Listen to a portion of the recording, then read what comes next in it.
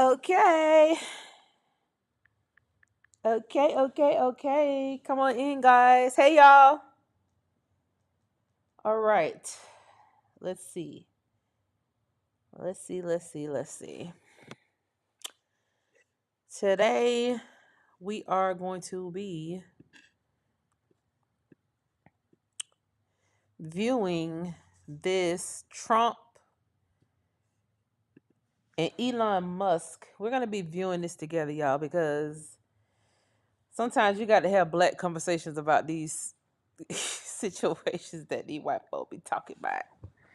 We finna sit here and we gonna listen to this stuff. Can y'all hear me? Hey guys, come on in. Can y'all hear me? Let me see.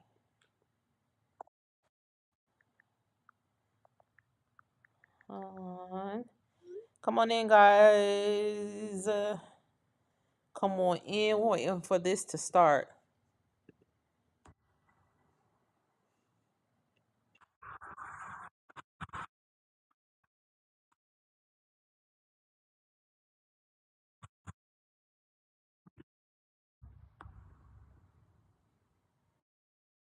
They've been running this commercial all day.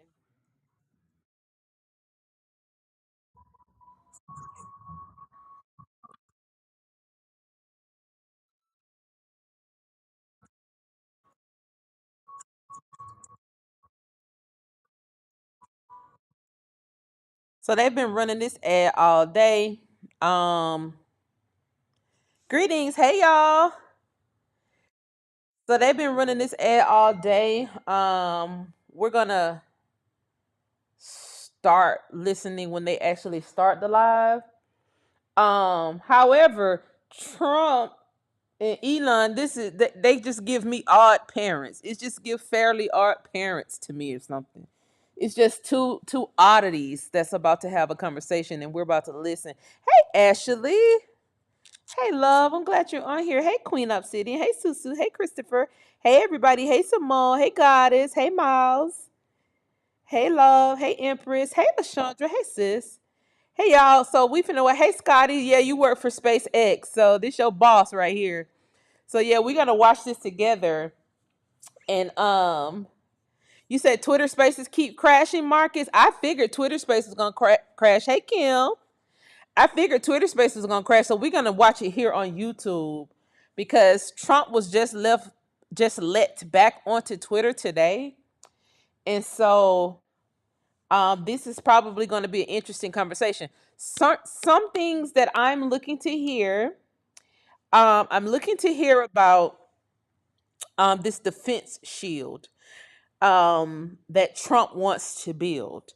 Trump wants to build a defense shield across America to stop nuclear attacks. And so I'm interested in hearing just how are you going to do that? I'm still live. Can y'all see me? Am I still in here? Can y'all still see me? I should still be in here. Trump is talking about building a defense shield. I'm interested in seeing whether they'll have this conversation tonight. Um, reason I'm interested is because and Trump and Elon both kind of got this whole space mission. Okay, so Elon's mission is to, yeah, fairly odd parents. That's what it gives me. It just gives me fairly odd parents. Elon's mission is to go up to Mars and freaking basically colonize Mars. I'm not sure who's on Mars that he can colonize, but he has this serious infatuation with Mars. And of course, Trump created the Space Force, I think, as Obama during his term. I think Obama did something with NASA.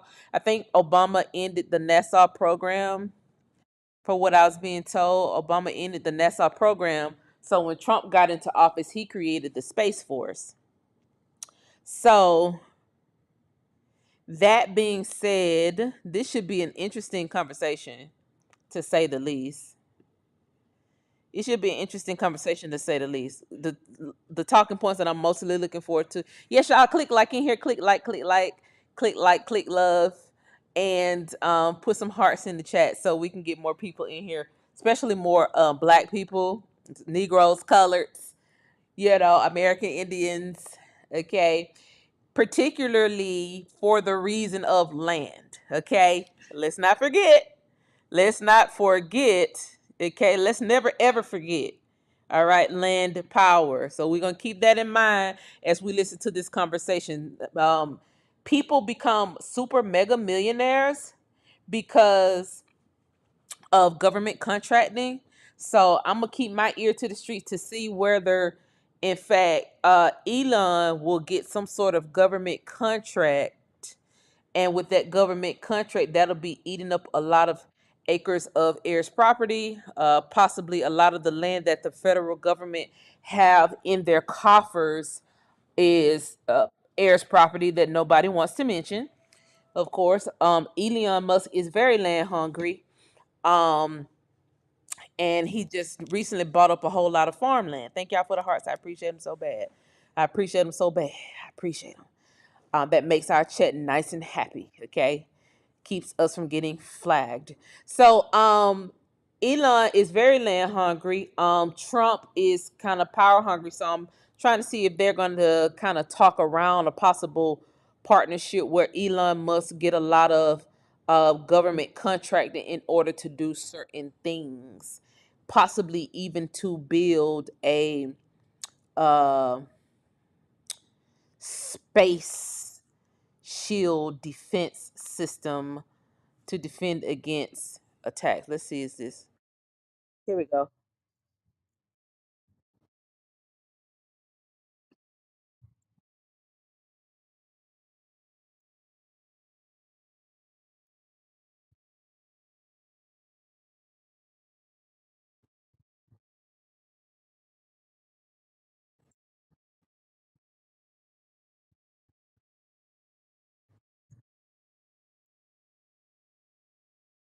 Wait, is this live?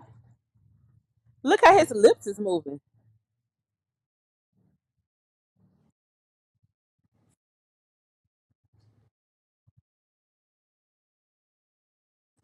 Can y'all hear it? Can't hear. Can't hear. Can't hear. He said can't hear.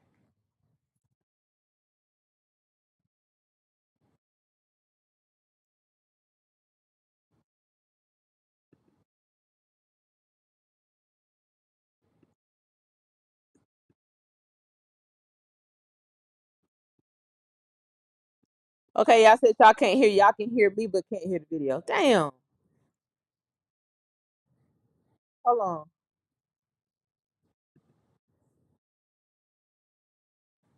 I may have to go over the damn Twitter. Hold on. I may have to go over the Twitter because YouTube does that sometime when it turns the sound off.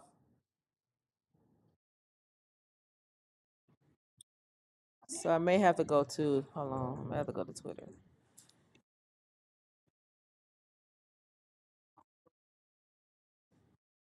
Dang, Spaces done crashed too.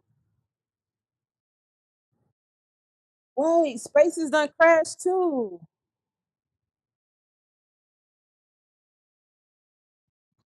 Wow.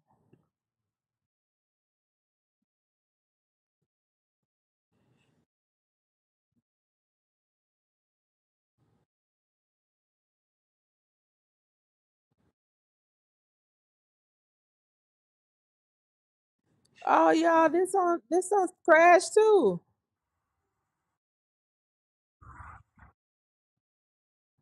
Y'all, what the fuck going on? Hold on. Cause he's repeating himself over and over again. I don't know. This is not even live.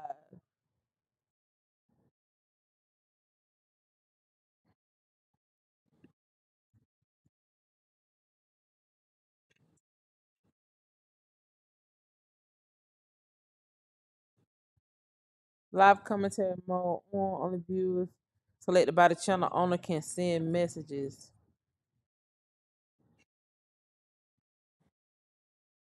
What the hell going on?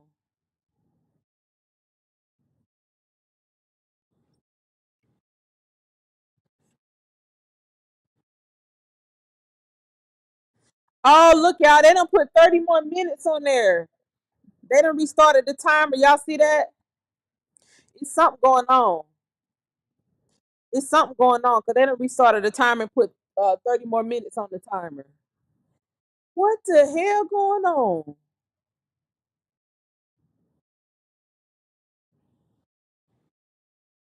Wow. Wow, wow, wow. Okay. Yes, something going on, y'all.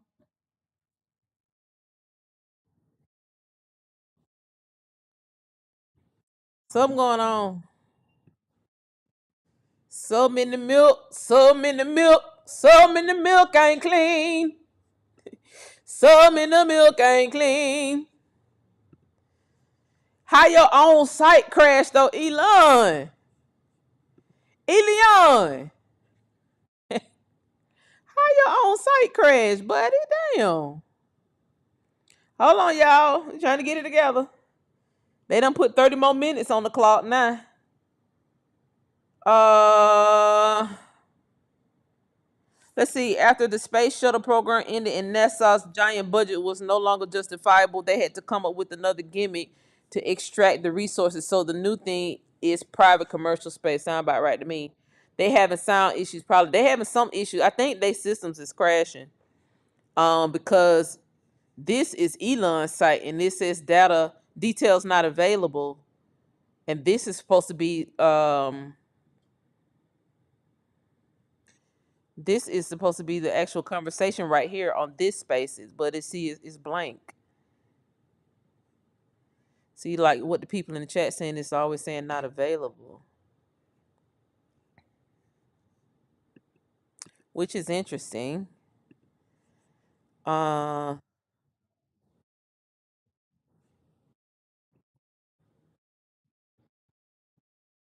interesting.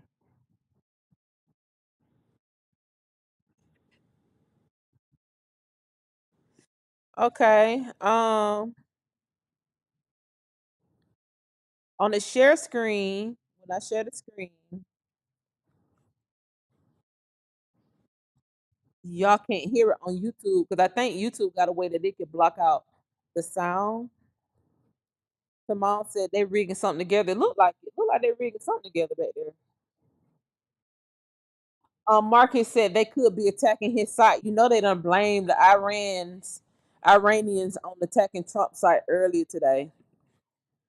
People most I mean that was this weekend. Most people are calling bullshit, but they want to have a war so bad. They want to have a war so bad. So they want to sit here and blame the Iran. Iranians want to blame America just so Iran and America can go to war so that America can be involved in Israeli affairs. That's all that shit is about. They want to use our army to strong arm Iran, and this Israel. Israel is the one that's doing the dirty work, trying to string everybody along. So I don't know. They could be attacking, but if they is attacking, it's more so deep state than Iran. Shit, Iran could have been created by the deep state. Who knows? Who knows? You just never know these days. But I'm trying to make sure that once they become live, like you'll be able to hear it. Cause YouTube done got real strict where they sometimes when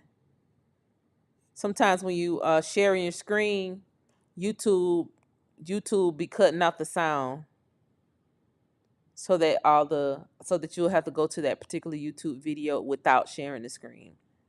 So they've been able to put that technology in the forefront, but I don't know what's going on. They done it's 25 minutes left for it start. So 20 we got 25 minutes, y'all. Y'all had a good day today. We finna listen to the Fairly Odd Parents in about 25 minutes. Today, I hope everybody had a good day today. Y'all know I was gonna come on early today, but I was like, you know what? let's just watch this together so that we can all be so that we can all be in one accord and listen with all of our ears and our third eye. We finna listen to this with our melanin right now. We finna listen to this with our hair follicles to make sure nobody is talking over our heads. Because one thing that I have noticed about Elon platform, he does allow a lot of diaspora wars, and it's one sided. Where if we say something to them, then we get blocked and all this. But if they say something to us, it's able to fly. That's one thing I don't like about Elon's platform. That he does not. We're not protected over there. Like when we say something about everybody else, we're banned. The comments are deleted, and that's on every platform. And so when you talk about freedom of speech, which they like to gaslight us with like a freedom of speech kind of talking point. However, who is it free for? Freedom of speech is supposed to be for everybody, and that's supposed to be across all platforms. Freedom of speech, freedom of press, the right to protest, and that's constitutional. But when it comes to what we say, we get shadow banned, we get blocked, and our videos be suppressed and all this stuff. So I don't know. I want to make sure like they're not playing in our face. They're not trying to talk over because they don't. I feel like they don't expect a lot of black people to watch this. So we're gonna do the total opposite and watch it because we're asking for something very particular here, and we're gonna make sure that nobody gets in the way of it, even if it's Elon. We want to make sure you even he doesn't get in the way of it. So that's that. 23 minutes left. Queen Janice, they are airing the interview on other YouTube channels. No, it's just the same thing that's on the screen. It's playing over and over again.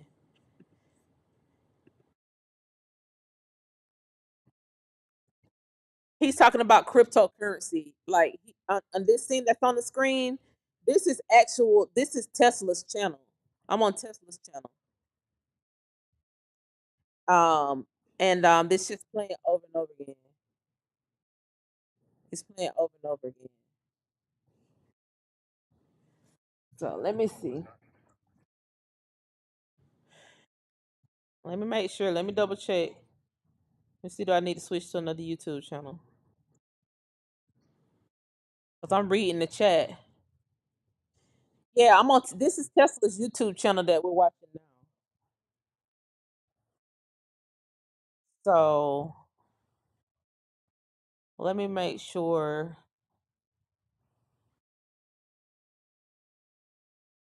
Let me make sure, guys.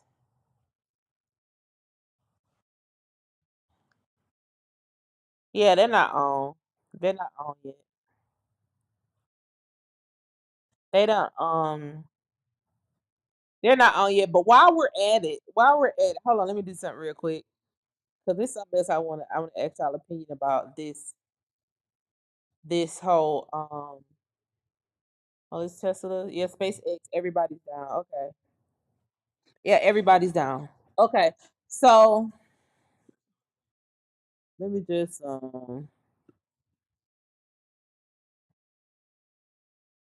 20 minutes. All right, somebody keep up with the time. We finna talk about something else real quick. Somebody keep up with the time. We finna talk about something else real quick. Um yeah, they run the crypto scam. That what it looked like to me, because that's all Elon talk about, crypto. They talk about cryptocurrency. Child, nobody want to hear that shit. We don't want to hear that, Elon. You know why we here. We try to see if you finna get here and get the stealing. We try, we try to see if you finna get in here and get the stealing. Look, y'all. This what I want to ask y'all. Y'all heard Ricky Smiley. I heard Ricky Smiley yelling at y'all, talking about y'all need to get out and vote. Who y'all need to vote for?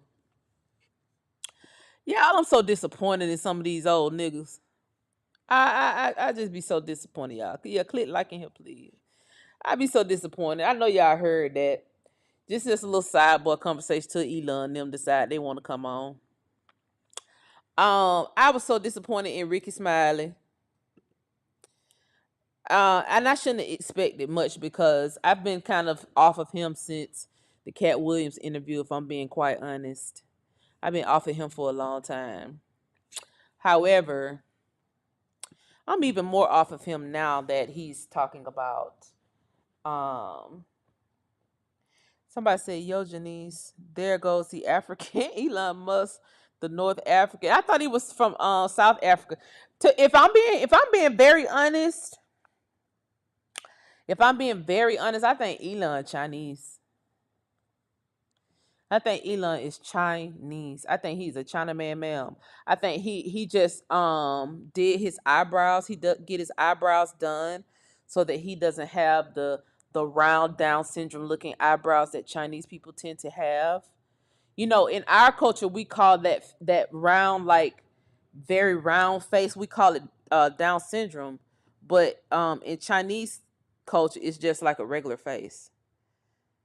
I think Elon is Chinese. I'm just gonna. I ain't gonna hold you, cause he move how he move. He move like he's very wealthy, and that like he has a whole nation somewhere backing him. That's how he move. He moved like he got a whole. He moved like he got the CCP backing him. And somebody made a comment about farmland and all the farmland that China has, and somebody said, "Well, you got to cross section that with Bill Gates and Elon Musk farmland and see is this what the Chinese have?" And it makes sense. So I think Elon is possibly a Chinaman, ma'am. But even look at his hair.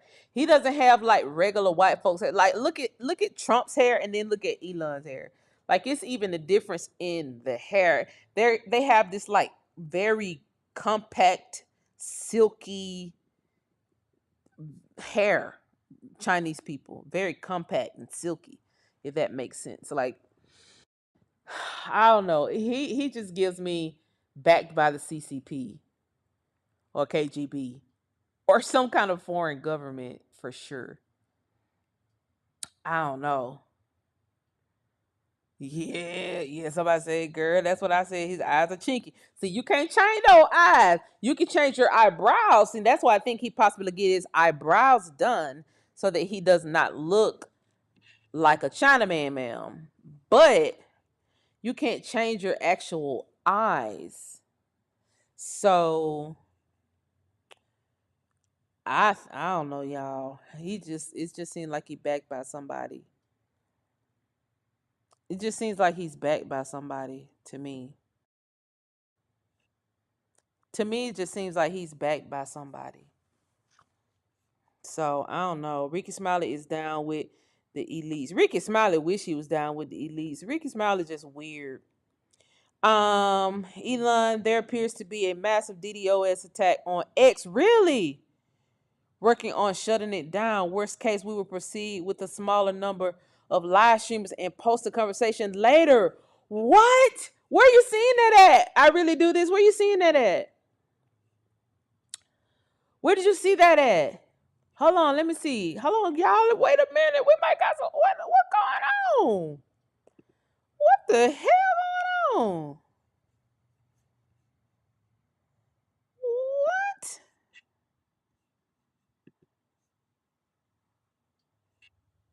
What is going on?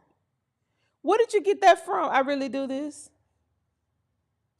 Come on, Vandy. We looking for the hoes right now.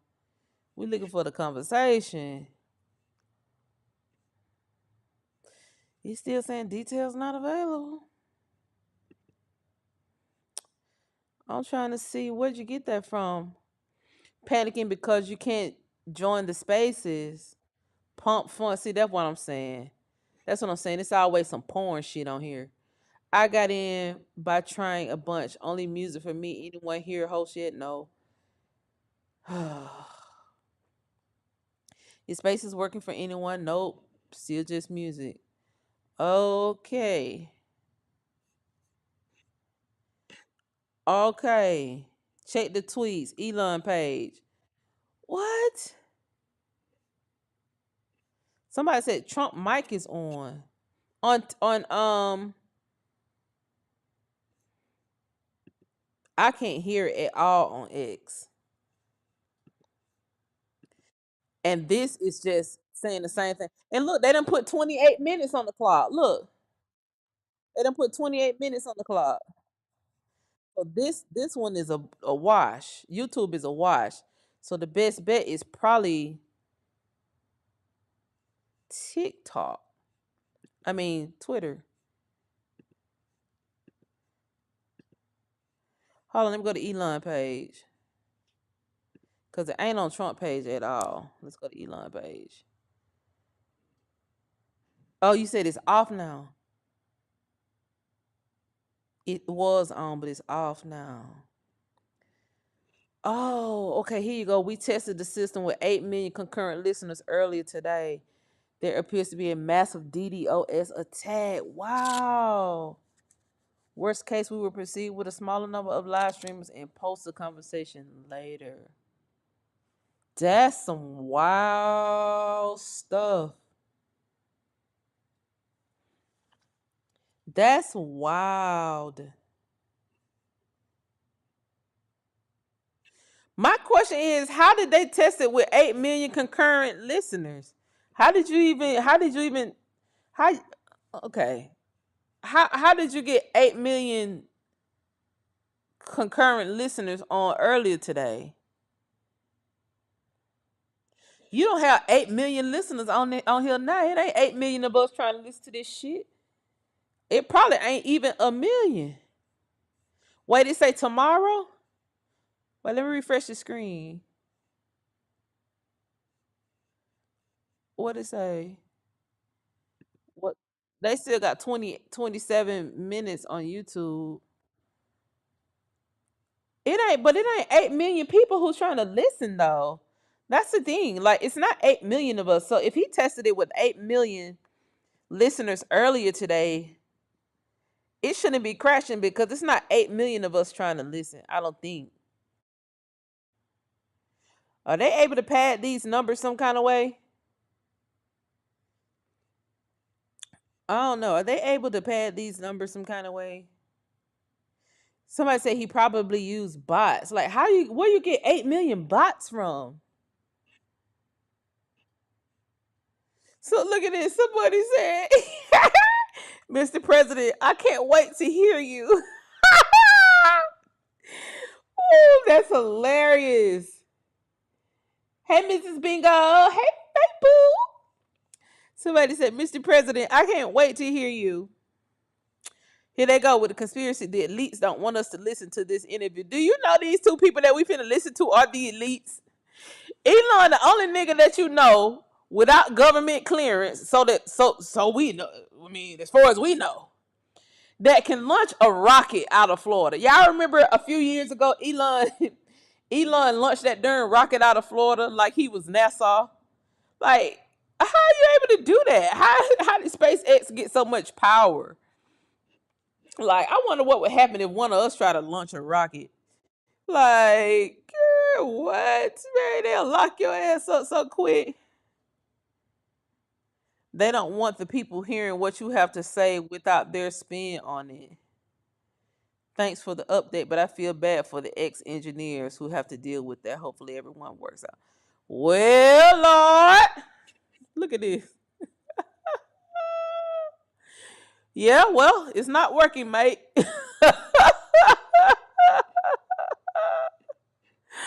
Oh, Lord, have mercy. This is hilarity. Oh, it's hilarious. Well, y'all, PS StreamYard can be audio only, and I'll mute myself. Just get the show going. Oh, he's a government contractor. See, that makes sense. But even with government contracting, how can you launch a rocket, bro? How can right? Somebody we can barely pop a firecracker without somebody. Marcus, you talk about you got in. You how you got in, Marcus? Marcus, they would let you in. You got government clearance. They must be only letting people with government clearance. I'm just playing, y'all. I don't know whether Marcus got government clearance or not. I'm just fooling. Marcus, how you got in? You better not be lying.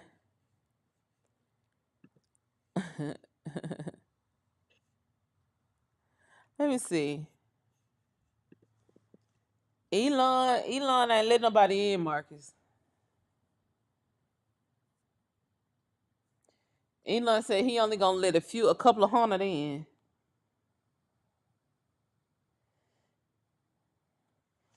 You kept refreshing on okay. Let me see. Can I get in? Let me see.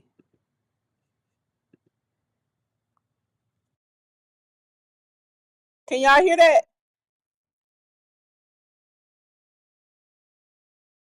Can y'all hear?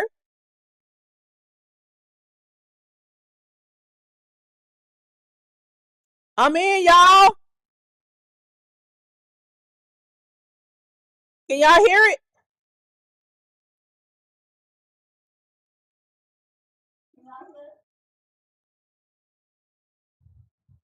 It's just playing music.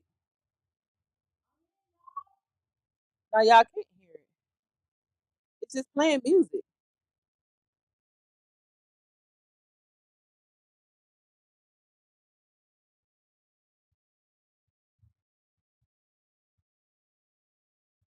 It's just playing music.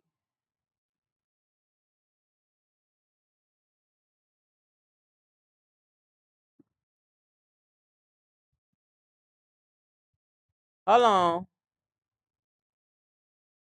It's just playing music. They're not saying nothing. It's just playing music.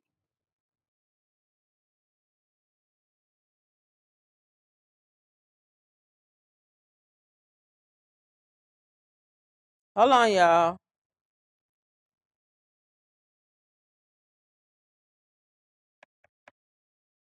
The Twitter space is not saying anything. It's just playing music. This must be what the countdown for.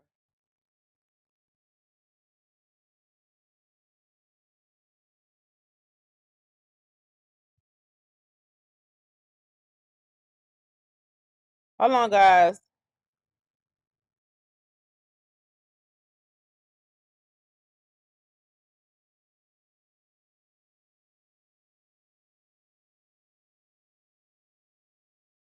Hold on, hold on, hold on, hold on.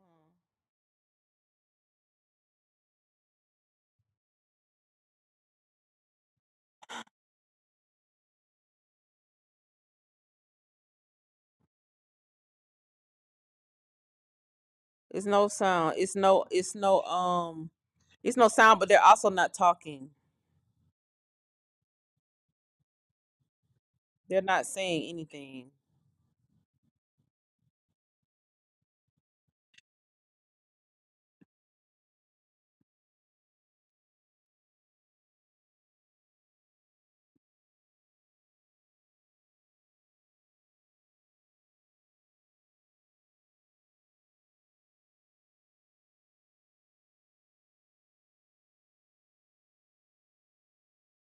Can y'all hear it now?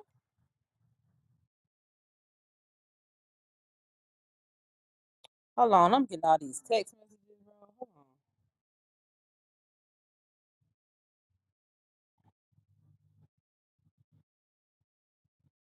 Oh, they talking about it all on the news. They talking about it all on the news.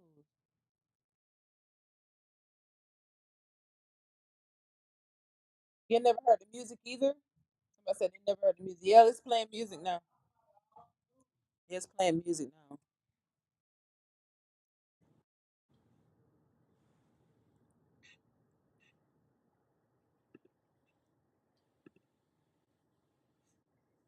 Can y'all hear it or y'all just hear me?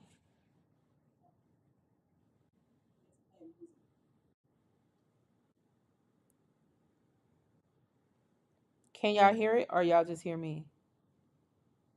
Oh my God. Can y'all hear it or y'all just hear me?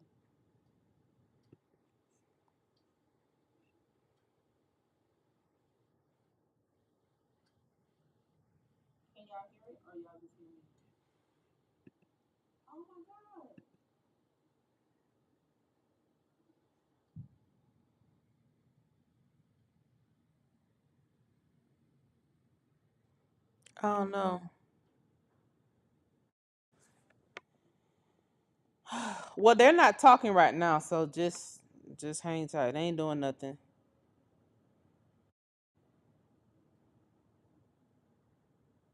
They're not.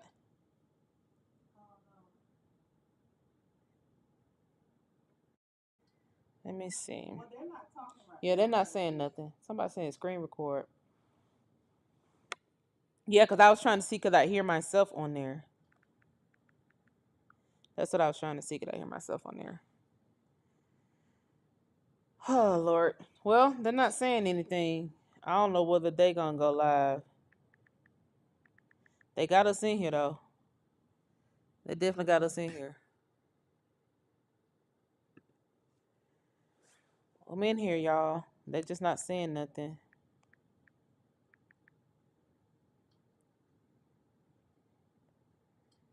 Uh,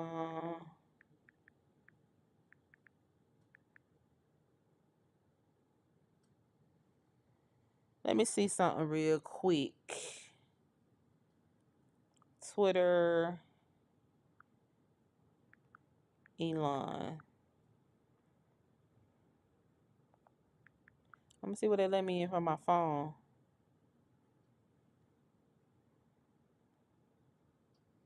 Let's see what they let me in from my phone real quick, cause they're not saying nothing.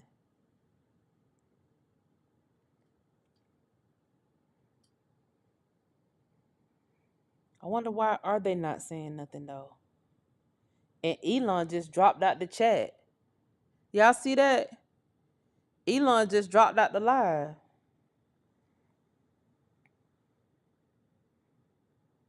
Girl, what the hell these people got going on? We just patiently waiting, guys, for them to start talking. It's possible that they are trying to drive more people to the interview to get the word. They can't be. They can't be.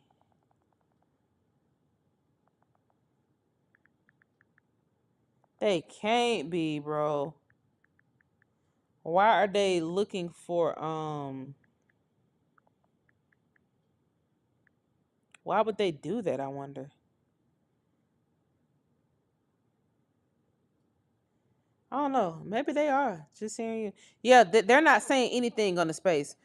Oh, Elon back on the space now. He just popped back on, but they're not saying nothing. They're not saying nothing.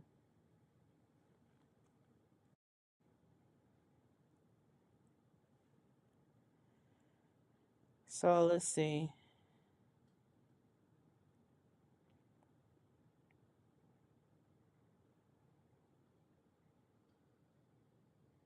They're not saying nothing, guys. Elon is back. I see he's back, but it's still not saying nothing.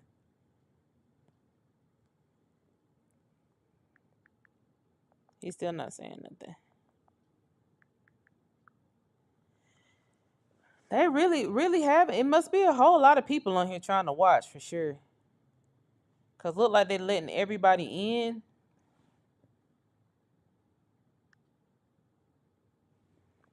Um, cause I'm in on my phone too. Somebody said, could it be clickbait? You know what? You might be right. Y'all, they could be trying to troll us for real. Cause boy, they're not saying a mumbling word. Never said a mumbling word for me. They're not saying nothing. Y'all will be able to hear it once they start talking. Y'all will be able to hear it once they start talking. But they're not saying nothing. That's why y'all don't hear nothing. Um, Somebody said drama draw people because we think they trying to block them because something big is gonna be said. I don't know. But we in here. We in here.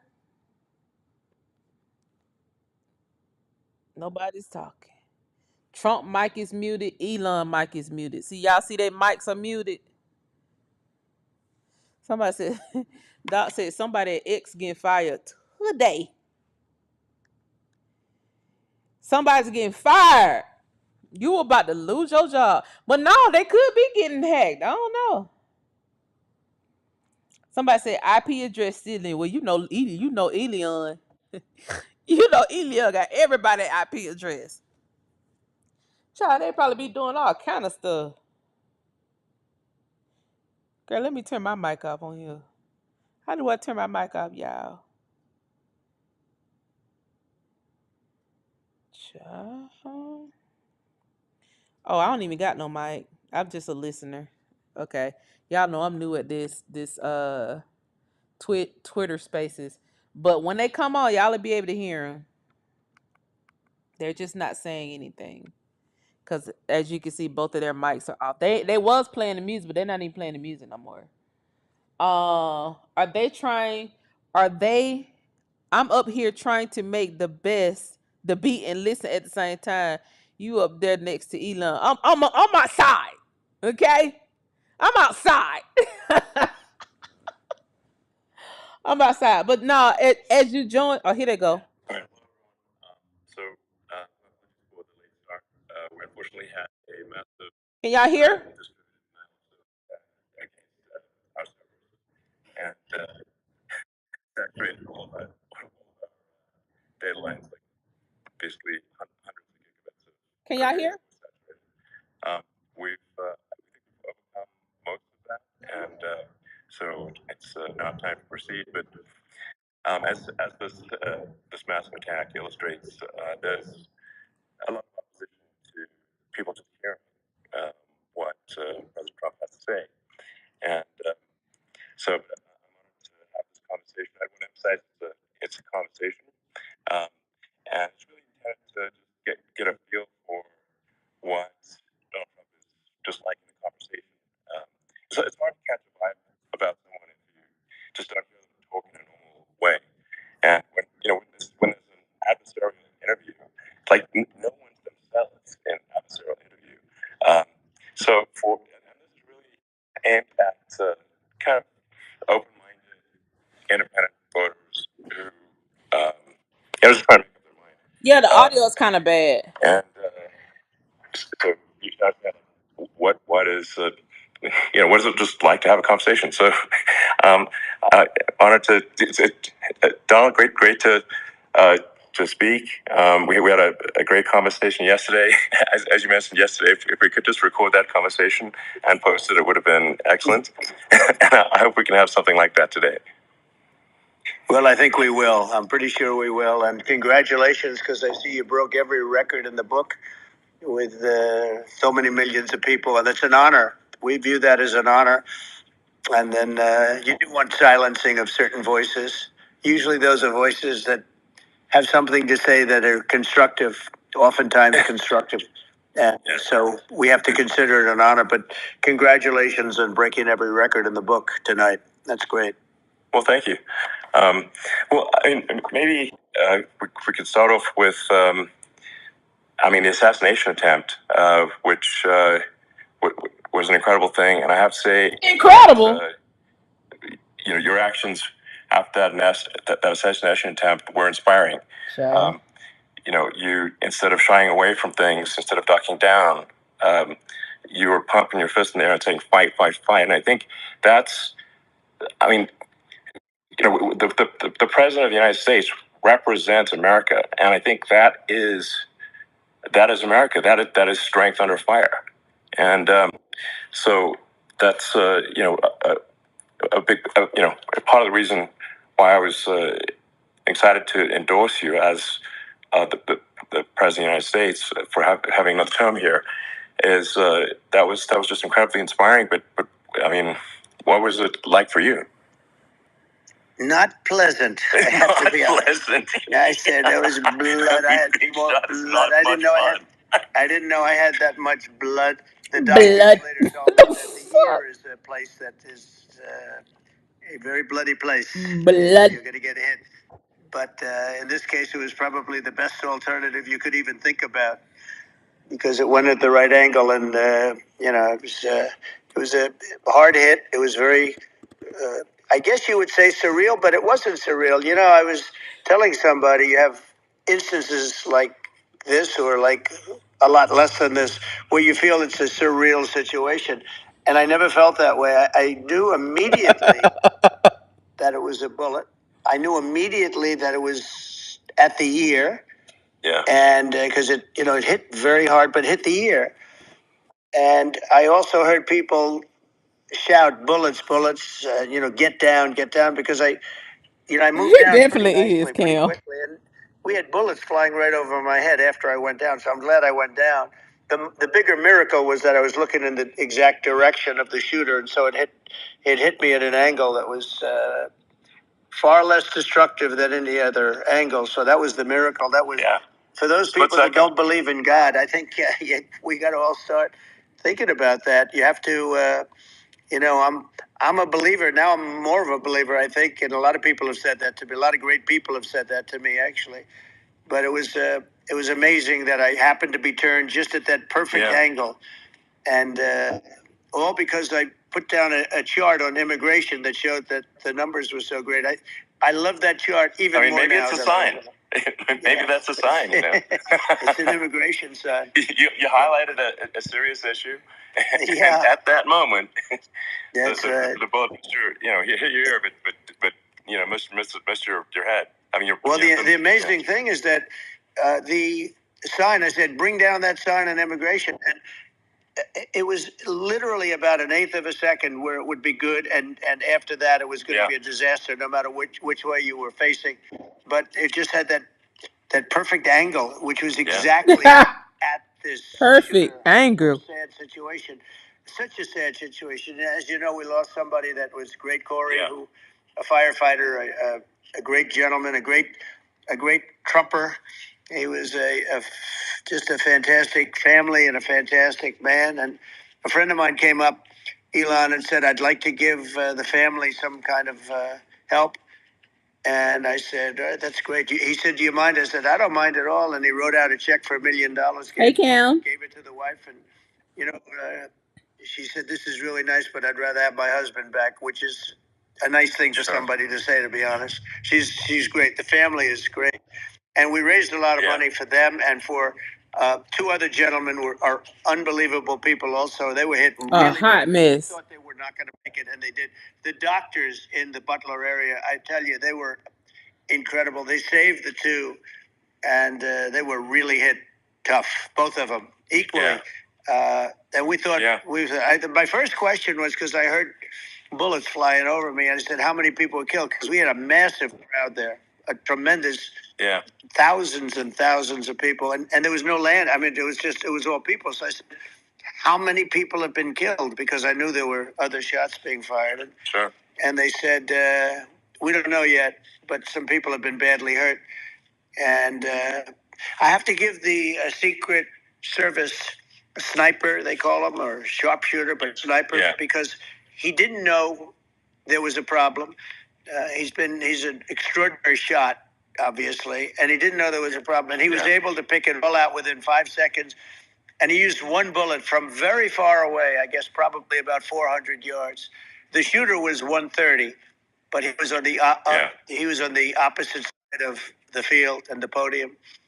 And he saw So delusional. smoke and the flame from the gun, immediately recognized it, and immediately took a shot. And it was one perfect shot from very far away. And if he didn't do that, Elon, he would have. I mean, if he would have, a lot more people could have been badly hurt and killed. So I have to take my hat off to him, because that's also a surreal. He's been with them for 23 years, and he's never had anything like this. And all of a sudden he has to act, and it's a very tough thing to act and to be shooting somebody. But he saw the gun, saw the smoke, saw the flame from the gun, very far away. Obviously has very good eyes. He's got very good vision, which I assume you have to have in that particular work. But he took aim very quickly, and they say it was approximately 5 seconds from long range, one bullet. If that didn't happen, because the shooter had a lot of bullets, he had a lot of cartridges up there. Cartridges? What the? That's clearly. Lord. He was very competent in taking that shot to stop the the attempted assassination. But I mean, there does seem to be, some pretty significant failings elsewhere in the system. Like, there's just no way that, like, how on earth does a shooter get on a roof 130 yards away? That seems crazy. I think most people people are wondering how on earth could such a thing happen. Well, I view it as two ways. There should have been nobody on the roof. There were people, because there were so many tens of thousands of people there. There were people that were seeing him. And there was one woman with a red shirt and Trump all over it. And she's screaming, well, that guy's got a gun. You saw it probably. There's a guy up there with a gun. I mean, it's like, I guess, for my part, and I think probably many members of the public are wondering how the heck are, basically people wondering by pointing out there's a guy on the roof with a gun. Yeah. And they're seeing it, but somehow it's not being addressed.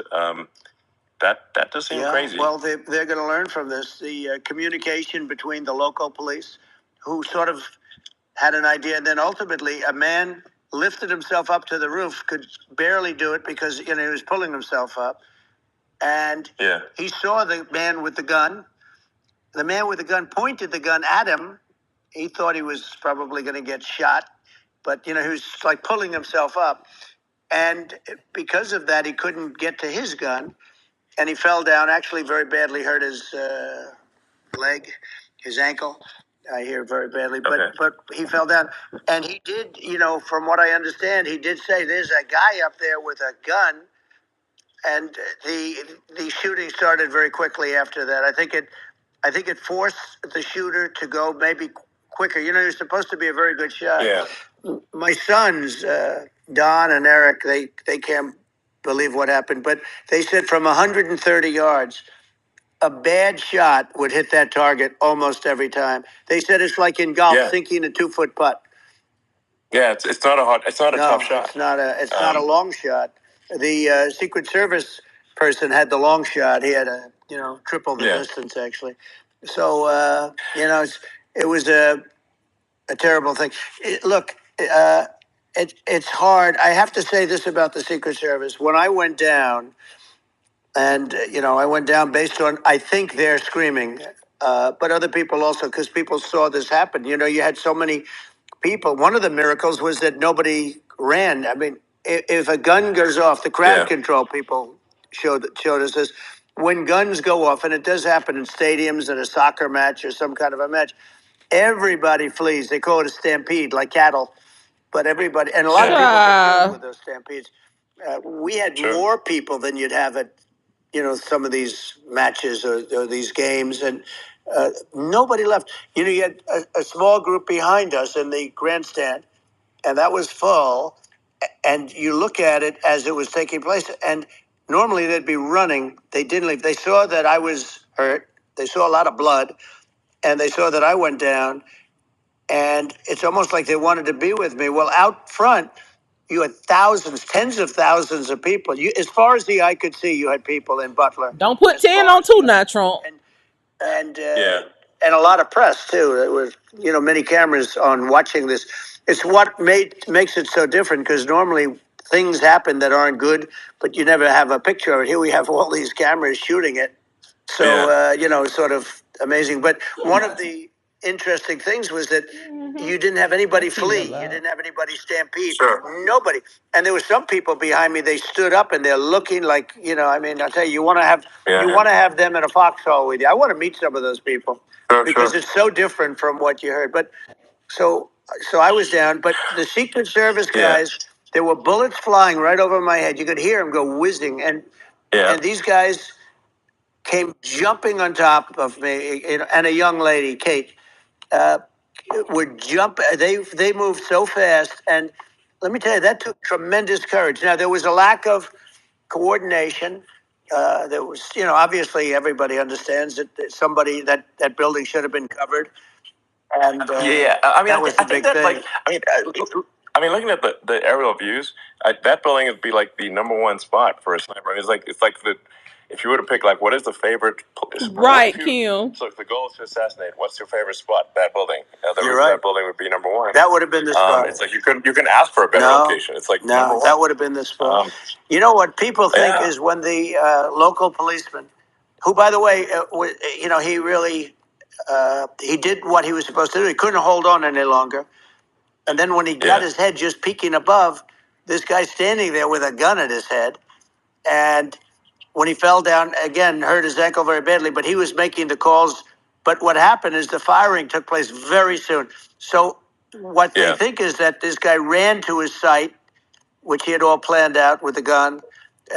He ran to the site and he started shooting fast. And maybe that's why he sort of missed. I mean, he got me, but it could have been.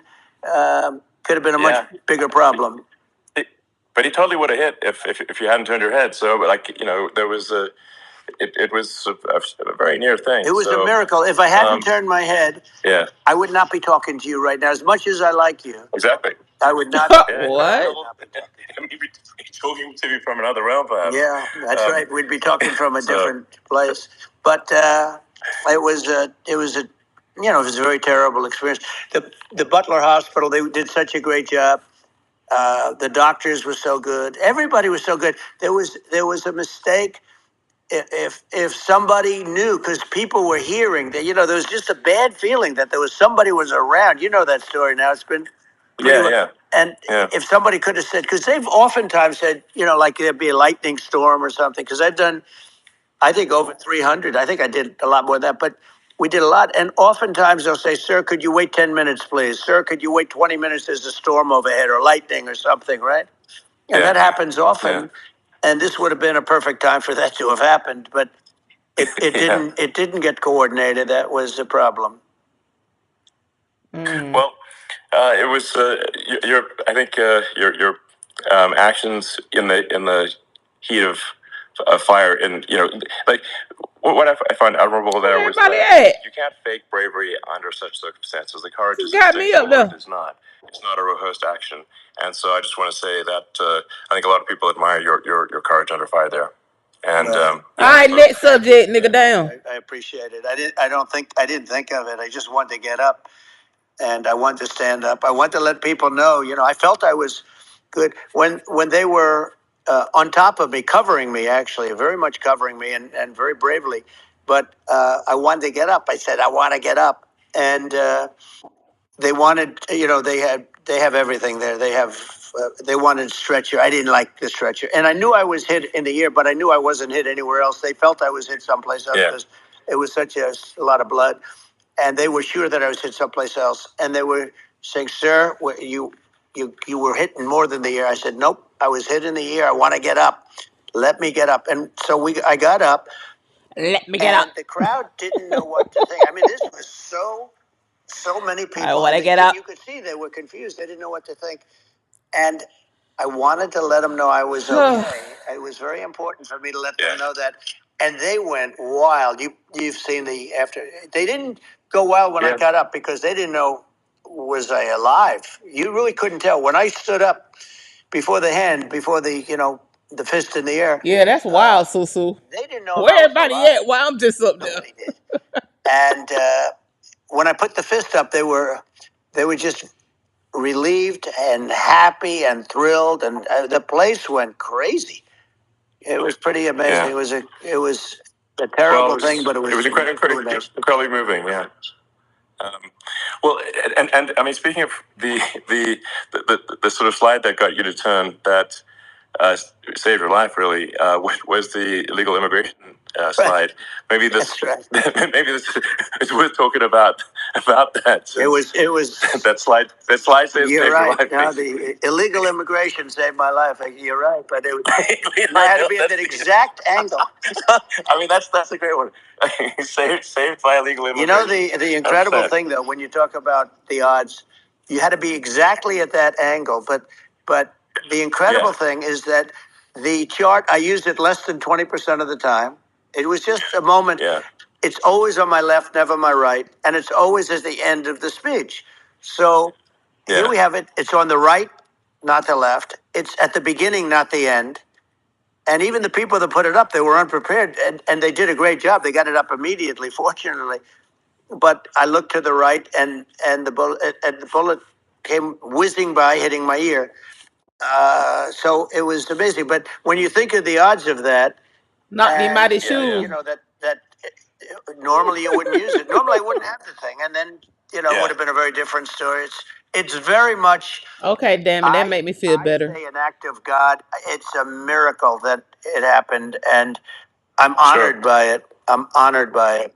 Well, This nigga honored he got shot, bro. That's wild. what were you about to say about illegal immigration before you were rudely interrupted? Well, I was going to say how good the numbers were. By the way, we're going back to Butler, and we're going to go back in October. We're all set up, and the people are fantastic in Butler. It's a great area. Great, these are incredible people.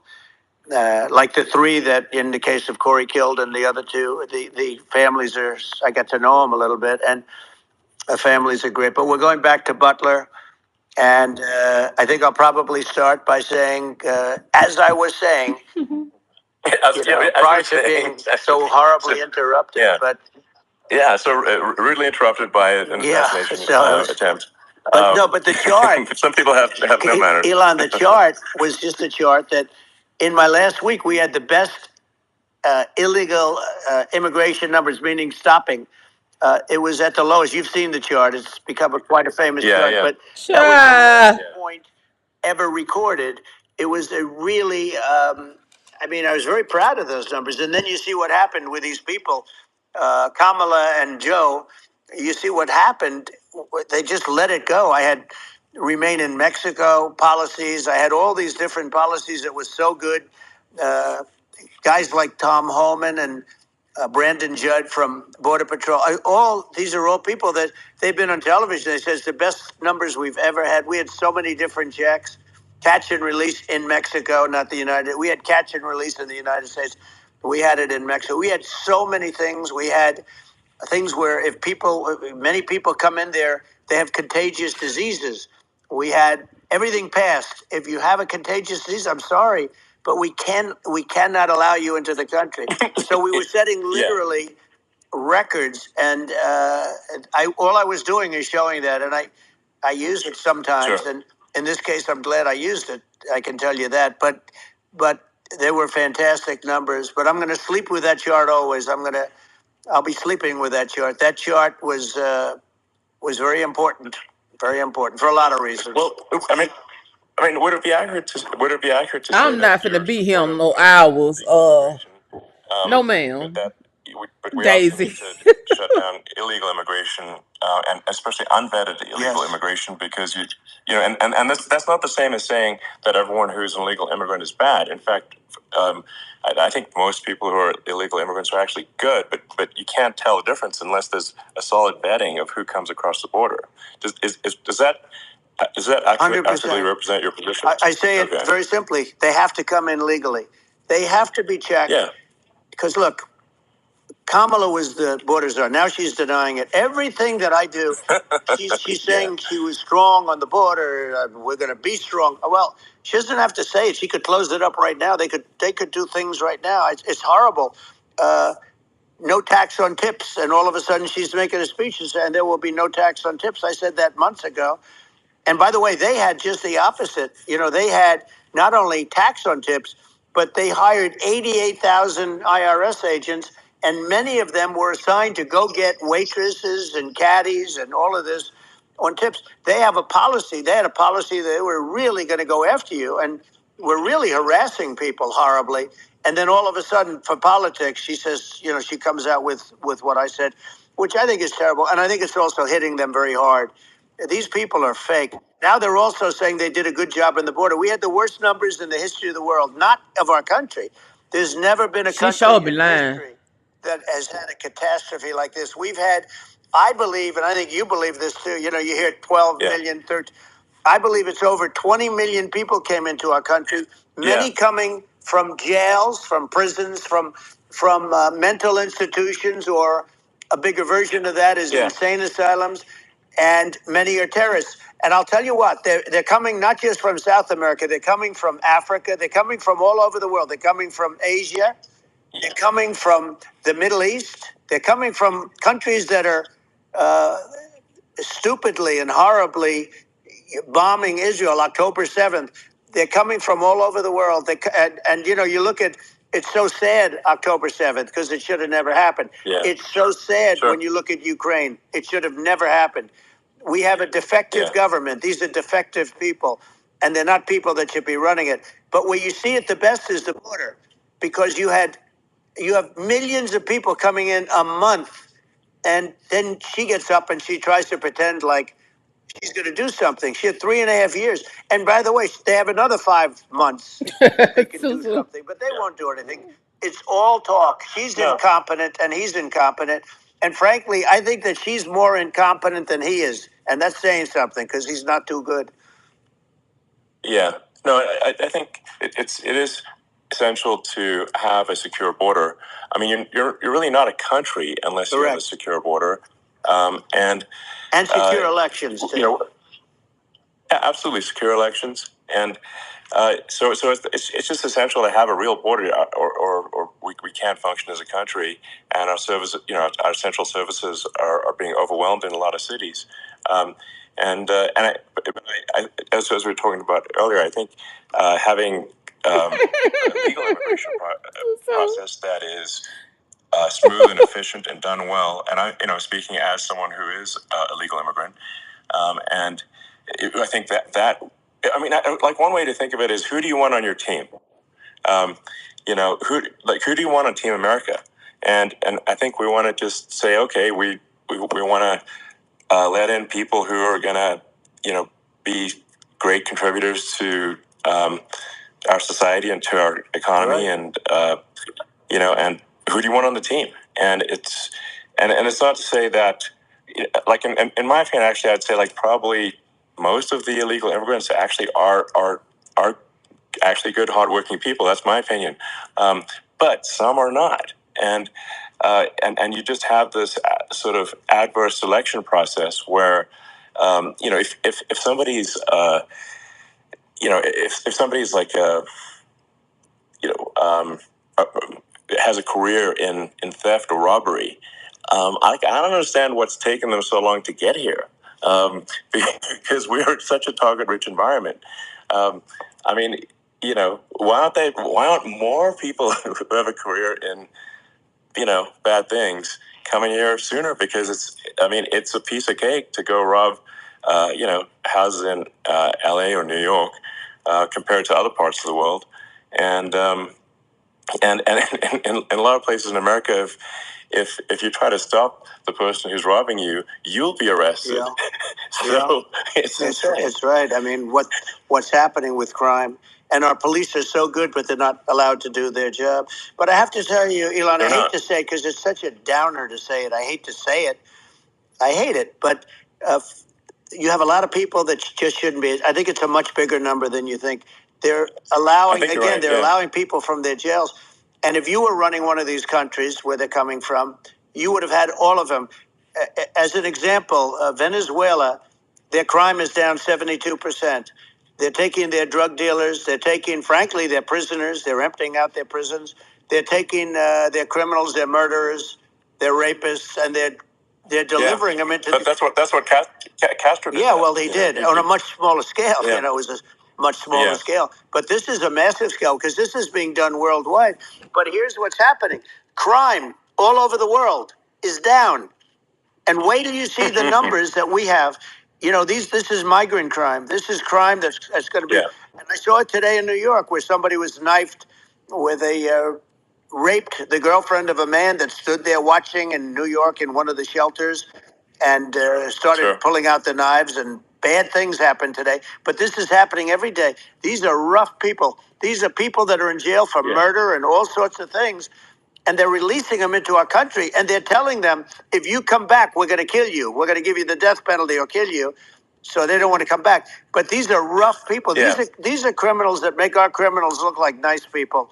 And it's horrible what they're doing. And she's in charge of it because, now she's trying to say she had nothing to do with it. And she's such a liar because she was called the border czar the first day, and it was on the headlines of every newspaper. She's the border czar, and she never even went there. She went to one location, which had nothing to do with where the problem is.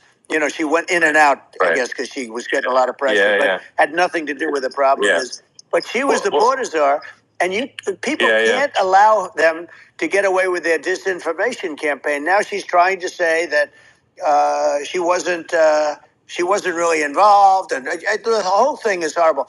She was totally Click like, y'all. Make sure y'all click like. Shut the border down without him. He didn't know what he was doing anyway, so he wouldn't have even known what happened. You could shut the border down. He wouldn't even know the difference. But the fact is that she was border czar. But if you don't have to call her that, the fact is you could just call her. She was in charge of the border, and the border was the worst ever. It's simply not working. No, it's horrible. Whether it's a question of intention or competence, either way, we don't have a secure border, and we have people streaming over like it looks like a World War Z zombie apocalypse at times. And sometimes you got to sort of wonder, like, is it real or not? So because you see things, you're like, is it real? I went to the border at Eagle Pass, and I saw for myself in Texas, and I was like, okay, it's real. I'm like seeing this in real time. I actually posted the video like just live. I just flew there one day and just to see, hey, is this made up or real? And I'm just seeing people stream across the border, and I have to say, at least the people that I saw did not look friendly. These people can look at my video and say, hey, these people look friendly. They don't look super friendly. So these are people that Elon would not be the same man if he had to walk across the street and look these people in the eye. These are rough people. These are really rough people coming across. And I know rough people. And these are people that we don't want in our country. What? And, the caravans are coming in, and they're putting... And who's doing this are the heads of the countries. And you would be doing it, and so would I. And everyone would say, oh, what a terrible thing to say. The fact is, it's brilliant for them because they're taking all of their bad people, really bad people. And I hate to say this, the reason the numbers are much bigger than you would think is they're also taking their non-productive people. Now, these aren't people that will kill you. We have enough of them. But these are people that are non-productive. They are just not productive. I mean, for whatever reason. They're not workers, or they don't want to work, or whatever.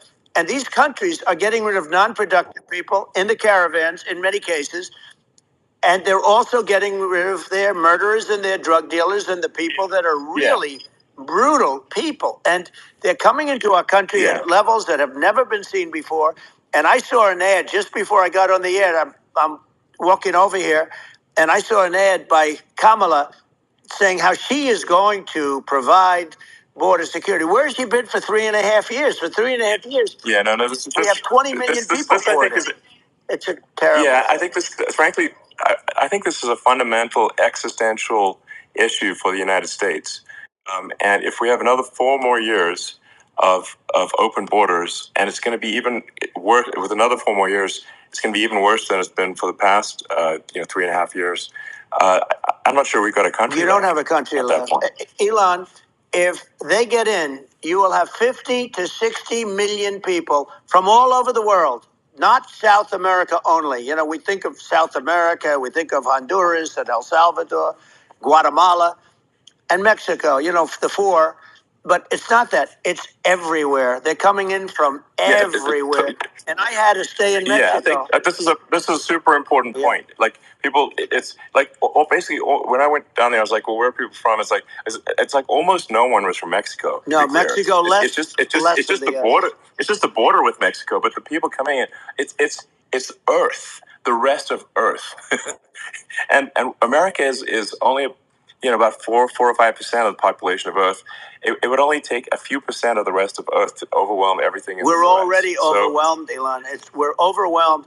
You had to see the news tonight about New York, and I love that place. And what they're doing to it is horrible. What they're doing to it, and all the courts do is they try and focus on Trump. Okay, let's focus on Trump, who did nothing wrong. I complain about a rigged election. Elon, what's happened is unbelievable. You have from Africa, from the Congo, they're coming from the Congo. And 22 people came in from the Congo recently. And They're murderers, and they dropped them. They drop them. They take them out of jails, which is very expensive, to maintain the jails. Although they don't do too much maintaining, I can tell you. But they take them out of jails, prisons. They take them out, and they bring them to the United States. They deposit them in the United States and say, "Don't ever come back, or you're going to be executed." And they don't want to come back, but they won't come back. Sure. But they're coming from Africa. They're coming from Asia. They're coming from the Middle East. They're coming from South America. Well, just they're Earth. coming from Rest of Earth, everywhere, basically. and there are a lot of really everywhere on bad Earth. ones. It's just an everywhere on Earth thing, and it's just not possible for the United States to absorb everyone from Earth, or even a few percent of the rest of Earth. Right, It's just not Marcus. possible. So, Well, Elon, we're going to have to finish this up. We're going to have the largest deportation in history of this country, and we have no choice. Otherwise, we're going to have a country. What they've done to our country. Think of it. With in Venezuela and in some of these other countries, crime is down 50, 60, 70, 80%. And you would be the same. You would have. Yeah. I'll tell you what. Venezuela has not gotten rid of all of them. They've gotten rid of about 70% of their really bad people. Their jails are about 50% put into the United States. The same with other countries. Sure. Some are at 30%, some are at 50%. They're all different.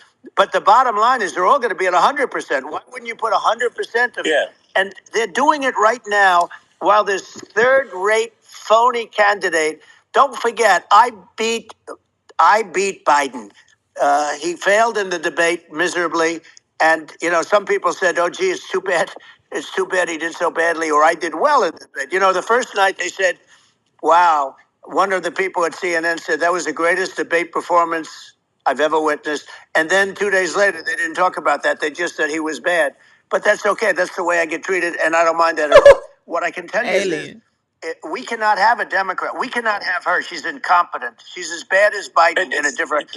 Yeah. Look, she hasn't done an interview since this whole scam started.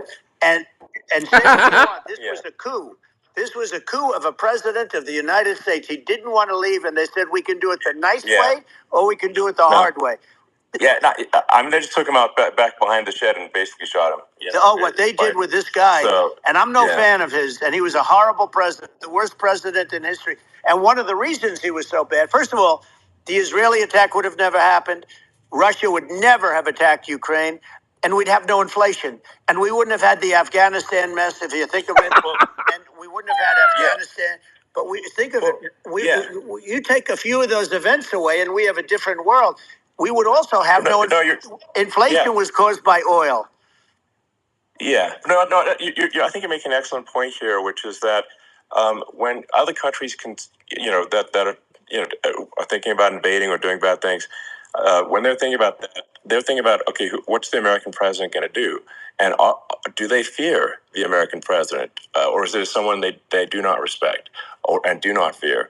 And I think they would. They rightfully be. I mean, but look at that. The assassination. They're like, okay, President Trump is like, don't mess with me. I mean, that's like. But whereas I think people are not going to be, and they obviously have not been at all intimidated by Biden, and they certainly will not be intimidated by Kamala. And you have to really think of that in the context of global security. That if the American president is someone that, like, evil dictators are scared of, that makes a huge difference to the security of the world. So I had a good relationship with Putin, despite the Russia hoax that lasted for over 2 years. Just a hoax created by Hillary Clinton and Adam Shifty Schiff, some just bad people, just sick people, frankly. I mean, Schiff is a sick person. He's going to end up probably being a senator. It's hard to believe. The whole thing is hard to believe. But, they put our country in danger with that stuff, too. They actually, when they make up stories, and you have to fight your way out of it for a long time. But I know Putin very well. I got along with him very well. He respected me, and it's just one of those things. And we would talk a lot about Ukraine. It was the apple of his eye. But I said, don't ever do it. Don't ever do it. I shut down Nord Stream 2. That was the big oil pipeline, the biggest pipeline in the world going all over Europe. I shut it down.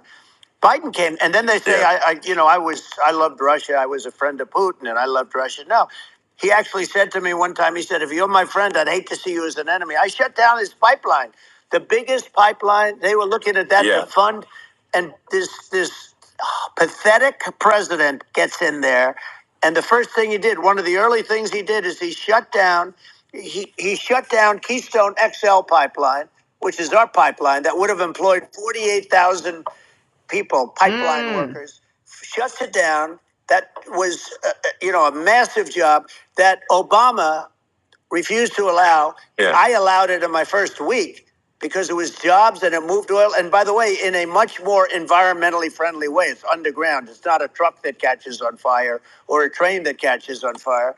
But think of it. He shut down the XL pipeline, the Keystone XL pipeline. Yeah. He shuts that down and he approves the Russian pipeline. Yeah, it doesn't make any sense. It's like pipelines going from our heirs' property to another country. But I mean, turn my mic on, goddamn. To listeners, the immense importance of whether Can I request to the United States speak? president is intimidating or not intimidating, and how much that matters to global security, because there's some real tough characters out there, and if they don't think the American president is tough, they will do what they want to do. I know every one of them. And that puts the whole world in danger. Elon, I know every one of them, and I know them well. I know Putin, I know President Xi, I know Kim Jong-un of North Korea. I know every one of them. And let me tell you, people will say, oh, this is terrible. He said, I'm not saying anything good or bad. They're at the top of their game. They're tough, they're smart, they're vicious, and they're going to protect their country, whether they love their country. They probably do. It's just a different form of love, but they're going to protect their country. But these are tough people at the top of their game.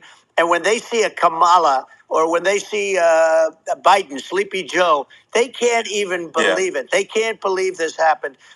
All the stuff that you're seeing now, all the horror that you look at Israel, they're all waiting for an attack from Iran. Iran would not be attacking, believe me. When I was there, and I say it with respect, because I think we would have been good with Iran. I don't want to do anything bad to Iran, but they knew not to mess around.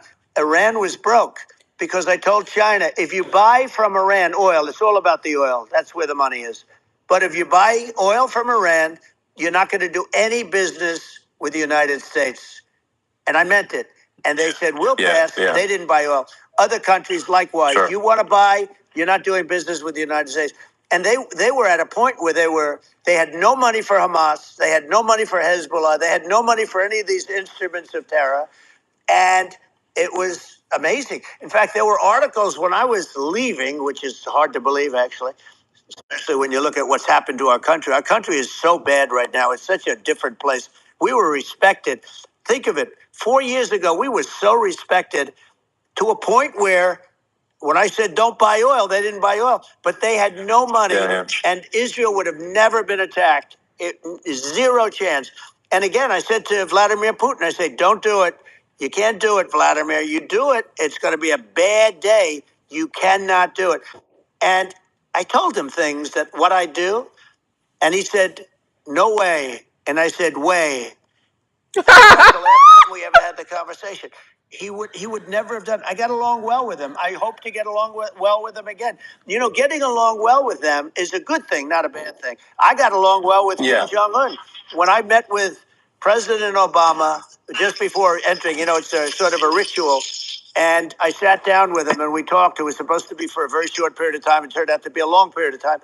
I said, what's the biggest problem? He said, North Korea. I had that problem worked out very quickly. It was nasty at the beginning with Rocket Man and, all the different things. Yeah. But all of a sudden I got a call. Those were some epic tweets, by the way. Yeah, they were epic everything. He said that he has a red button on his desk. I said, I have a red button on my desk too, but my red button is much bigger and my red button works. And then I called him Little Rocket Man of Little Rocket Man. Anyway, here's the bottom line. All of a sudden I got a call from him. And they said they want to meet. They want to meet me. And we met, as you remember, we met in Singapore. We met also in Vietnam. And I got along with him. We were in no danger. But President Obama thought we were going to end up in a war, a nuclear war with him. And let me tell you, he's got a lot of nuclear stuff, too. Exactly. He's got plenty of nuclear. He can do plenty of damage. So yes, I mean, it's because I mean, people like Kim Jong Un, they respond to strength, not weakness. Well, And he and and I got it. if you He and I project had a good strength, relationship. Remember, I met him and we walked onto his land. Nobody ever walked onto his land before. I walked onto. I wouldn't say let's bring up Secret Service again. I wouldn't say they were thrilled when I did that. I walked onto his land, and it was an amazing period. But we were not in danger with him because of me. I always say that we have enemies on the outside and we have enemies on the inside. We have some really bad people in our government and people that are and controlling of the people. I mean, I'd mention names, but I really don't want to give them the credit. But we have some really bad, and I say they're more dangerous than Russia and China. If you have a smart president, a president that gets it, we are not in danger from those countries because they need us and they need our help. I mean, we forced Obama, if you think about it, Obama and Biden and Bush to a certain extent, in all fairness, forced Russia and China together. And if you're a history student, the first thing you learn is you cannot let Russia and China align. But then they also got, if you take a look, Iran and they have North Korea. That's, they call it the axis of evil. In the old days, you had the axis of evil. Here we have a modern day axis of evil. These are powerful countries, very heavy nuclear, which is the biggest threat. Yeah. The biggest threat is not global warming, where the ocean's going to rise one eighth of an inch over the next 400 years. And you'll have more oceanfront property, right? The biggest threat is not that. The biggest threat is nuclear warming, because we have 5 countries now that have significant nuclear power, and we have to not allow anything to happen with stupid people like Biden. Biden did something with Russia. There was no chance of him ever going in. And when I left, and then after I left, they started forming big armies on the border with Ukraine, right? And I looked at that, and I thought he was doing that because Putin's a good negotiator. I thought he was doing that to negotiate. But then Biden started saying such stupid things. For instance, he said that it can be a NATO country. Now, Russia, for as long as there's been NATO, has said we're never going to agree to that. And we go right up front and say that. And we did things and said things. So argument in the chat. With a low IQ, very low IQ. No argument. He had a argument, IQ fellas. 30 years ago, by the way, but now he might not even have a IQ at all. There's nothing on the board that goes this low. He said things that were so stupid that war would have been. That war had zero chance of happening if I were there. Zero chance. He was saying everything the opposite. Everything the opposite. And it's so sad because many more people have been killed in Ukraine than you read about. You don't read about how bloody it is and how disastrous. Sure. Hey, look, just in the 2 armies, you lost 500,000 people. And Ukraine's having a hard time. Ukraine, I don't know if you saw the article recently, and it's true. You don't hear the true story. But if you think about it, Russia's gone, Russia defeated Germany with us, and they defeated Napoleon. They've been around a long time. They're a big fighting force. Yeah. And it's very unfair. And Ukraine now doesn't have enough men. They're now using young men and very old men to fight. And we're in a very bad position. And I'm not going to blame exclusively, but I can tell you I could have stopped that. And a smart president could have stopped that. It wouldn't have happened. But we had a man that actually made it more prevalent. It was so bad. The words that he was using, the stupid threats coming from a stupid face that he was using. I said, this guy's going to cause us a war. He's going to cause us. And let me tell you, it can lead to World War III. That can lead to World War III. The Middle East can lead to. We have numerous places that could end up in a World War III right now for no reason whatsoever. No, I think you're right. I think people underrate the risk of World War III, and it's just when you're looking at the risk of global thermonuclear warfare, it's game over for humanity, and it's something that people have, I think, after the end of the Cold War, people have become complacent about, but they actually have forgotten that there are currently a lot of nuclear missiles that have targeting parameters for the United States from 100%. Other countries. And one of the things we're going to do is we're going to build an Iron Dome over us. There we go. Yeah, let's talk. We're going to have the best Iron Dome in the world. We need it, and we're going to make it all in the United States. But we're going to have protection, because it just takes one maniac to, start something. We're going to have protection, and we're going to have. Why shouldn't we have an Iron Dome? Israel has one. Some other places have one that nobody even knows about, frankly. But Israel has it. We're going to have an Iron Dome. But with all of that being said, to me that's so important, the most important. But with all of that being said, the election's coming up, and the people want to hear about the economy and the fact that they can't buy groceries because they don't have enough money to buy groceries. The inflation has killed them. Food prices are up 50, 60, even Hilarious. 100% in some cases. And this stupid administration allowed this to happen. And it's a shame.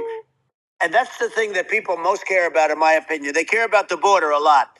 And we discussed the border at great length. It's nice to have a forum like this where I can discuss something at length. And by the way, you think Biden could do this interview? Do you think that Kamala could do this interview? They would take a pass on you. No, they could not. So they don't need Elon. They don't need Elon screaming out questions. It's pretty sad when you think that somebody that does this for a living can't answer a question or is afraid to do an interview. And in her case, with a very friendly interview, she's got all friendly interviewers. It's pretty sad. Yes, absolutely. But the big thing now is the economy, Elon. And as much as I mean, I view nuclear as the single most important thing, but a lot of people don't. A lot of people don't understand that. But it doesn't have to. If I understand it, that's all you need. Because if I was president, you're not going to have that kind of a problem. But the thing that they really is making them angry is what Kamala and Biden have allowed to happen to the economy. It's a disaster with inflation. The inflation, it doesn't matter what you make. The inflation is eating you alive. If you're a worker or if you're just a middle income person, you can't afford. 4 years ago, 5 years ago, people were saving a lot of money. Today, they're using all their money and borrowing money just to live. It's a horrible thing that's happening. And we'll end that quickly. Well, I think a lot of a lot of people just don't understand where inflation comes from. It does. It comes from government overspending, because the checks never bounce when it's written by the government. So if the government spends far more than it brings in, that increases the money supply. And if the money supply increases faster than the rate of goods and services, that's inflation. So really, we need to have we need to reduce our government spending. And we need to re-examine. I think we need like a government efficiency commission to say, like, hey, where are we spending money that's sensible? Where is it not sensible? Right. And we need to live within our means. We're currently adding, I think, $1 trillion to the deficit roughly every 100 days. Exactly, Ben. The interest payments on the national debt have now exceeded the defense budget. It's on the order of $1 trillion. It's interest, and it keeps growing. I rebuilt our military, largely rebuilt our military. Did a great job on it, which was so important. We had jets, we had fighters that were, and bombers that were 70 years old, and we did a great job in that. Then we gave 85 billion of it back to Afghanistan, if you can believe it. We gave them 85 billion. They're one of the largest sellers of military equipment in the world. They're selling what we gave them. That was one of the most embarrassing days in the history of our country. But if you think about, let's go back to the economy. We have to bring energy prices down. Energy started at the price of gasoline. Now, your cars don't require too much gasoline, so you have a good, and you do make a great product. I have to say, I have to be honest with you. That doesn't mean everybody should have an electric car, but these are minor details. But your product is incredible. But the gasoline, Elon, is the cost of energy. Not only gasoline, it's the cost of heating your house and cooling your house. That has to come down. It's gone up 100%, 150, and 200%, and that has to come down. When that comes down, and we're going to drill, baby, drill. They stopped drilling, and then they went back to drilling because they went back to the Trump policy. But if they won the day after they get into office, this country will go out of business because they're going to go to an energy policy that's not sustainable. Wind and different things. You're not going to have anything. And I know you're a big fan of the AI, and I have to say that AI, and this is shocking to me, but AI requires twice the energy that the country already produces for everything. So you're going to have to build. We're going to have to build a lot of energy if our country will be competitive with China, because that's our primary competitor for this on the AI. You're going to need a lot of electricity. You're going to need tremendous electricity, like almost double what we produce now for the whole country, if you can believe it. Sure. Well, just going, back to this, like this basic thing, which that people try to make it sound complicated, but it's not. But inflation is caused by government overspending. Right. Would you agree that we need to take a look at government spending and have perhaps a government efficiency commission that just tries to make the spending sensible and so the country lives within its means, just like a person. The waste is incredible, and nobody negotiates prices.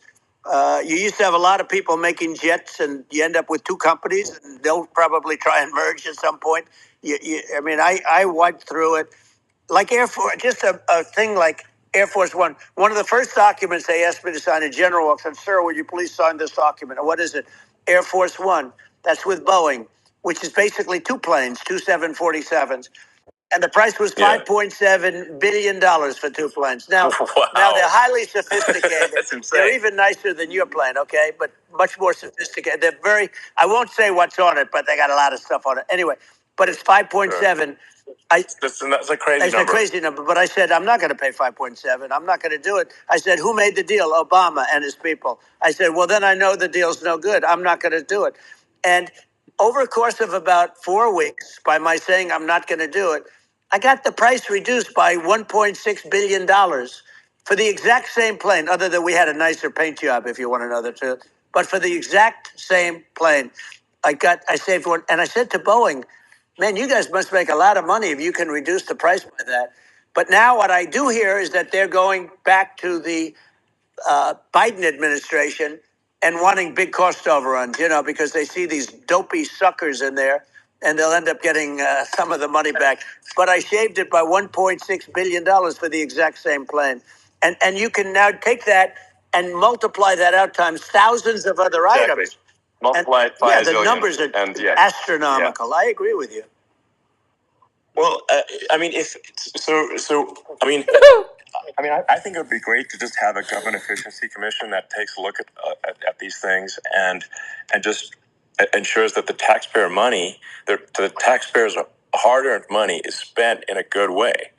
And I'd be happy to help out on such a commission. I'd love it if it were formed. Some fishy going on. Cutter.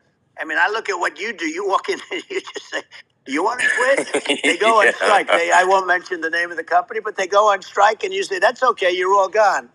You're all gone. So every one of you is gone, and you are the greatest. You would be very good. Oh, you would love it. But, if you look at Argentina. Well, I'd be happy to help by the way, out. congratulations. I just looked at the number of people that are listening to you when I chat. We'll call it a chat. But congratulations. This is very good. It's great. And you're an interesting character. The new head of a place called Argentina, and he's a big, he's great. And he's a big MAGA fan, that he ran on MAGA.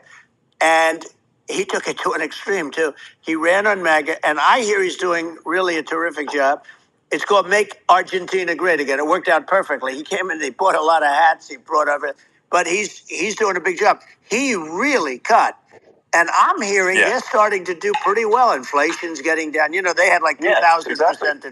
They had inflation like not normal inflation. They had the real deal. But we're going to have that pretty soon. I think we have the worst inflation we've had in 100 years. They say it's 48 years. I don't believe it. I think we have the worst. They don't include a lot of the items that should be included. Yeah. Well, it's just from government overspending and not spending taxpayer money effectively, and having just so many departments you can't even name them all. And what Milei is doing is he's cutting government spending. He's simplifying things. He's putting in regulations that make sense, and Argentina overnight is experiencing a giant improvement in prosperity. But it's also a lesson for the United States, which is that Argentina used to be one of the most prosperous countries in the world. in the like in the 30s, 40s, and because of bad government policy, it ruined the country. And if you take Venezuela, for example, Venezuela should be incredibly prosperous. They have phenomenal reserves of everything, oil, everything, and it should be prosperous. But if the government's wrong, it impoverishes the people. And so I think we should not be complacent in the United States in thinking that and taking our prosperity for granted, because if with bad government policy we can run the country into the ground, and that's just something people should bear in mind. Don't take prosperity for granted. Well, think of education. So we're ranked at the bottom of every list of the top 40. We're ranked number 40, number 38.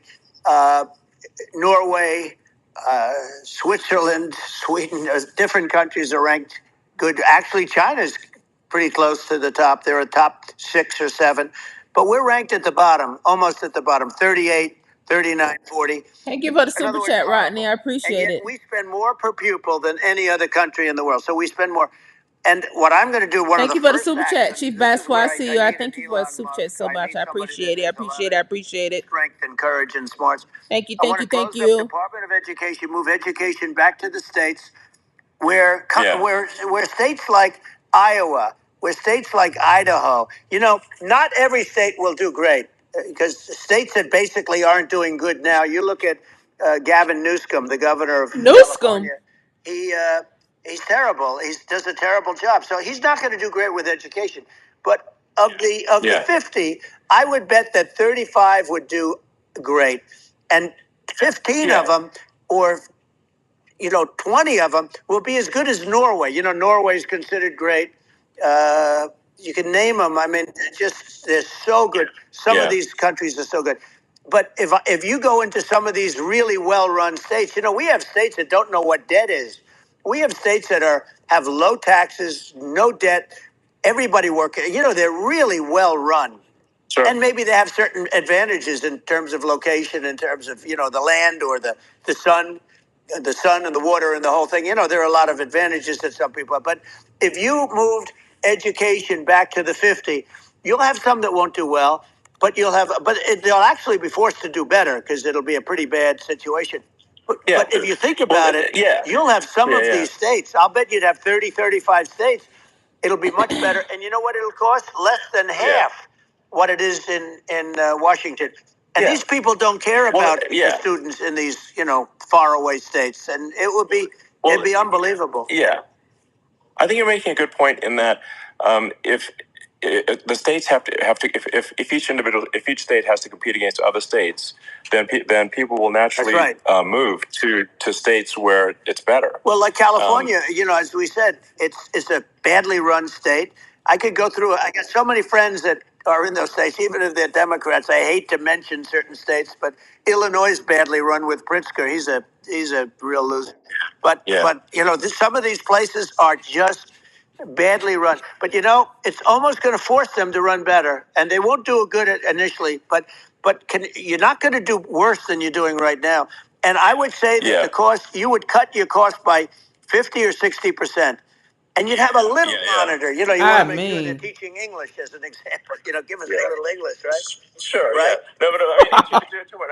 I mean, some of these governors Christ. are doing so badly. I mean, they got so many people moving out of their state. They should get U-Haul Salesman of the Year award because they're driving so much U-Haul. It's actually amazing. People moving out. Isn't it amazing to you as a businessman that they can even survive? Like Illinois, so many people are leaving, and you wonder, how do they survive? I mean, how do they survive? I saw where you left California and you moved to Texas. Texas does a great job.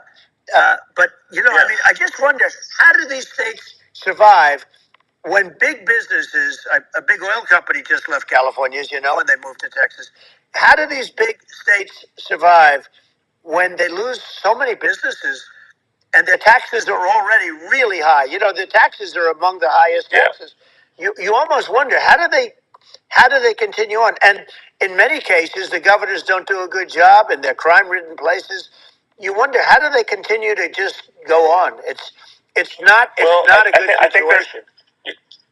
I think the only thing that's going to force some of these states to change is if they risk bankruptcy and they're not getting bailed out by the federal government. Right. Well, That's the only thing that's going to get them changed. you remember the area in California where they had that, where I guess somebody had sticky fingers and they stole a lot of money, and they went into a form of chapter, and it was very nasty for a period of time. But now it's probably the most popular place in all of California. So at some point, something like that may have to happen. But the problem is, you can't penalize people that loan money to the state when you have incompetent people like a Pritzker. Look, the family didn't want him in the family business, and then he ends up being governor of Illinois. So what is he going to be? Is he going to be a great governor? And you have people. I could name every one of them. I got to know every one of these, and some are very good, and some are just horrible. Well, I think that the larger point here too, as you're saying, like a lot of people are concerned about the economy, a lot of people are concerned about inflation, and inflation is effectively a tax on people that save money, and for people that are working day to day, it's just a form of taxation. And if we can solve the government spending problem, we'll solve the inflation problem, which means people will have a better standard of living, and that's a really big deal. Well, the people that got hurt worst are the people that did it the way they were taught to do it all through their younger life and their young life and their whole life. The people that saved money and then they got no interest on their money and inflation destroyed them. And frankly, they were almost better off if they didn't do anything like that. I mean, those people have been absolutely decimated, and we're going to bring those people back and help those people. We've got to get the prices down. When I look at bacon costing 4 or 5 times more than it did a few years ago, when you look at some of the food products and grocery stores, people go, they can't believe it. They used to be able to buy a whole cart, and today, a lot of people just don't have the money. They go in and they can't buy anything. They look at it's sticker shock. They call it sticker shock, right? I think it really just comes, like I said, I think it just comes down to really, I guess, two things, which is that if you solve government overspending, you solve inflation, which improves living standards of the average person, and then if you deregulate, like have sensible regulations, so because a lot of the regulations are nonsensical and cause the costs to be extreme for no reason, but unless you've got effective deregulation, like Reagan did a great job on deregulation in the 80s, but it's been 40 years since we had anyone really. During your administration, we made some progress, but I think the opportunity to make, radical progress with sensible regulation. And Elon, those two things, those are the big deals. We set a record.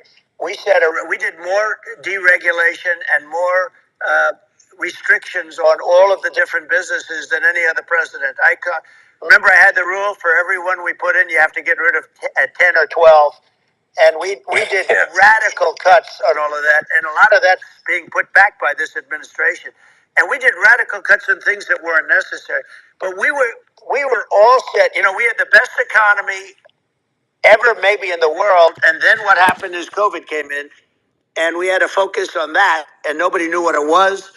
And I always say I got good marks on economy, good marks on military. We knocked out ISIS. We did so many different things. We rebuilt. But, I never got the credit that we really deserved on what we did with COVID. We never got the credit. But we were, if had that Reese. not happened, a gift from China, from Wuhan, came in from Wuhan, the Wuhan labs, and I always said it, and it turned out to be right. But had that not happened, we were set to start reducing debt. We were going to reduce taxes further. I gave the largest tax cuts, and we were going to reduce taxes still further for middle-income people, not only businesses. But we did it for businesses because they're the ones that's why we had the great job numbers. But we were set to really start reducing debt. And, we're sitting on the biggest pile of liquid gold anywhere in the world, bigger than Saudi Arabia, bigger than Russia. And we were going to drill, and we were going to make so much money. We were going to supply Europe with oil. I had stopped the Russian pipeline, and we were going to supply them with oil and gas. We were going to make a fortune. And then the COVID came in, and we really had to divert. Then what happened is when they came in, we kept a lot of businesses alive. If I didn't do what we did, we would have had a 1929 type depression. But the problem is when Biden came in, he got trillions of dollars and just started spending it stupidly. You didn't need it anymore. We got over that bad period where everybody was dying and feeling, it was just not a good period.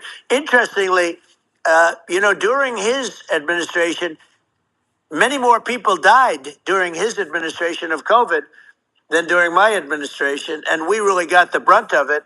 But people don't realize more people died during his administration than ours. But it diverted us from doing what I wanted to do. But we had the greatest for almost 3 years. We had the great, and you know that probably better than anybody. So many of your friends said to Exactly, me, the booby. best years we've ever had in business were during the Trump years, and also said that African American, Hispanic American were so incredible. They were having the best. Asian American women, men, young people without a diploma, young people that graduated from the best colleges, from MIT, from the Wharton School, from all of the great colleges, Harvard. They were doing better, and people without a diploma were doing better, and everybody was happy. And then COVID came, and we had the problem is they spent trillions and trillions of dollars. They wasted. They shouldn't have taken any money, and we wouldn't be having inflation right now, which is killing our country. Yeah, absolutely. I mean, I should probably say something about maybe my views on climate change and oil and gas, because I think I'm probably different from what most people would assume, because my views are actually pretty, I think, moderate in this regard, which is that I don't think we should vilify the oil and gas industry and the people that have worked very hard in those industries to provide the necessary energy to support the economy. And if we were to stop using oil and gas right now, we would all be starving, and the economy would collapse. So it's I don't think it's right to sort of vilify the oil and gas industry, and the world has a certain demand for oil and gas, and it's probably better if the United States provides that than some other countries. Sure. And it would help with prosperity in the U.S. And at the same time, obviously, my view is like we do over time want to move to a sustainable energy economy, because eventually you do run out of. I mean, you run out of oil and gas. It's not there it's not infinite.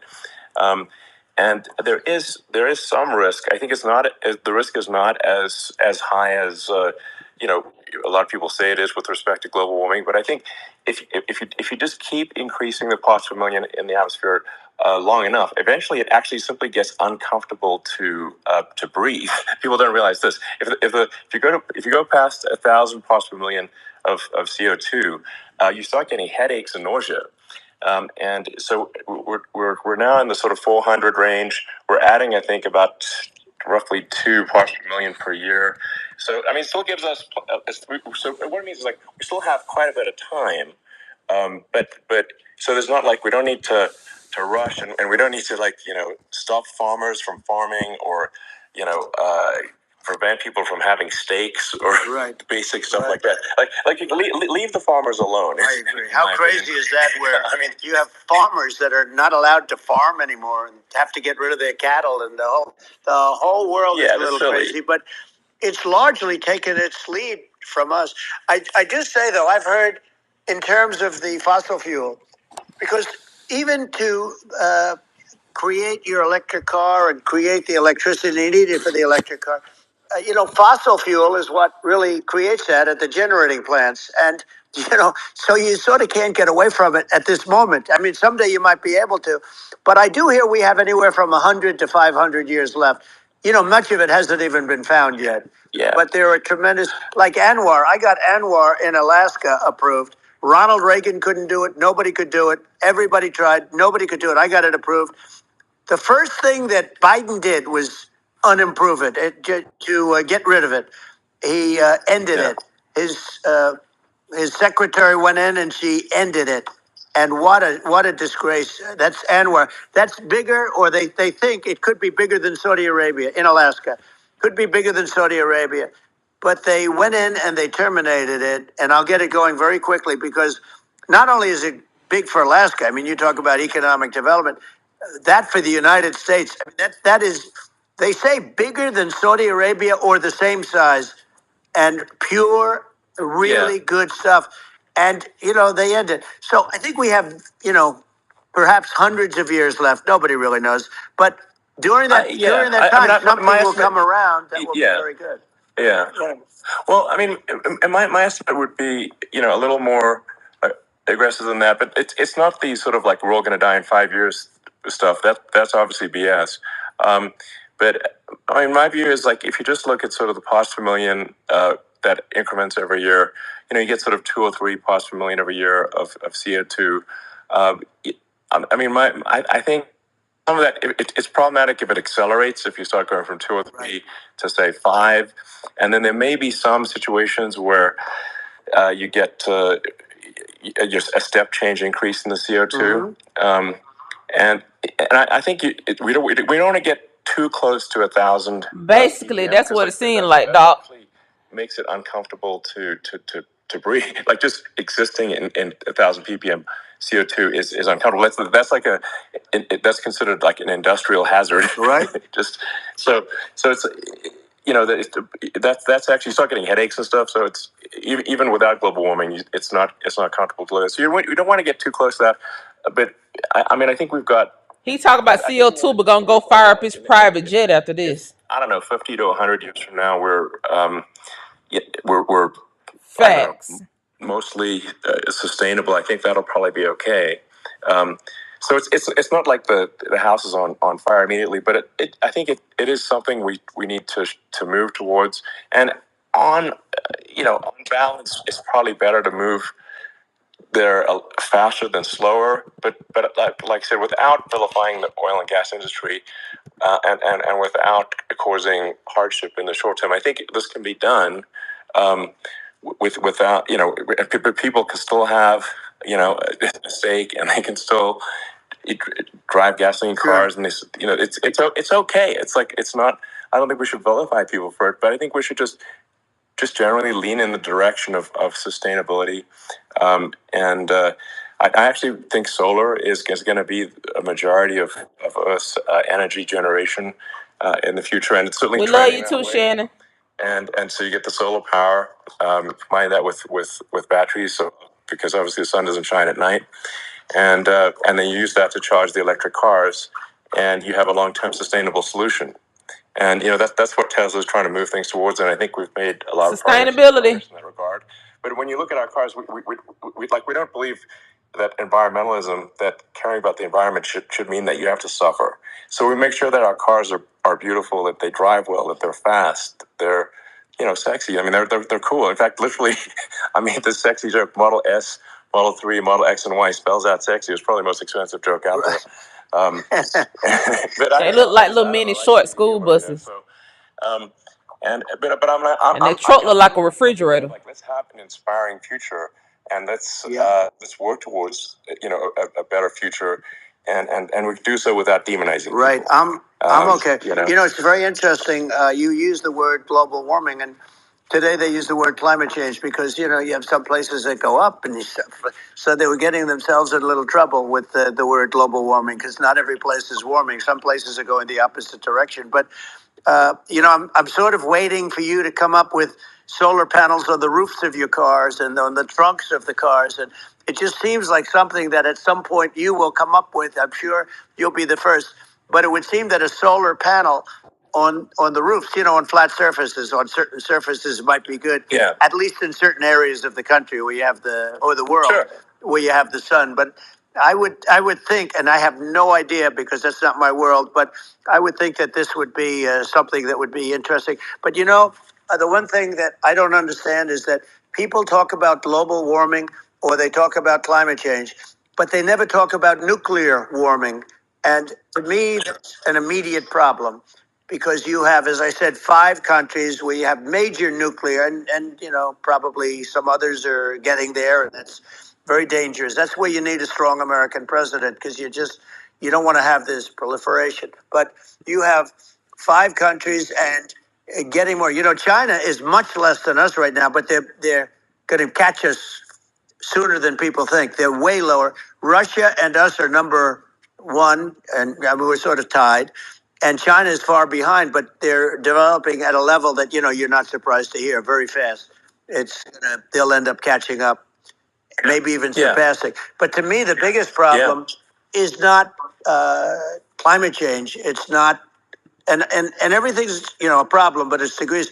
To me, the big problem is the nuclear power. The power of nuclear is so great.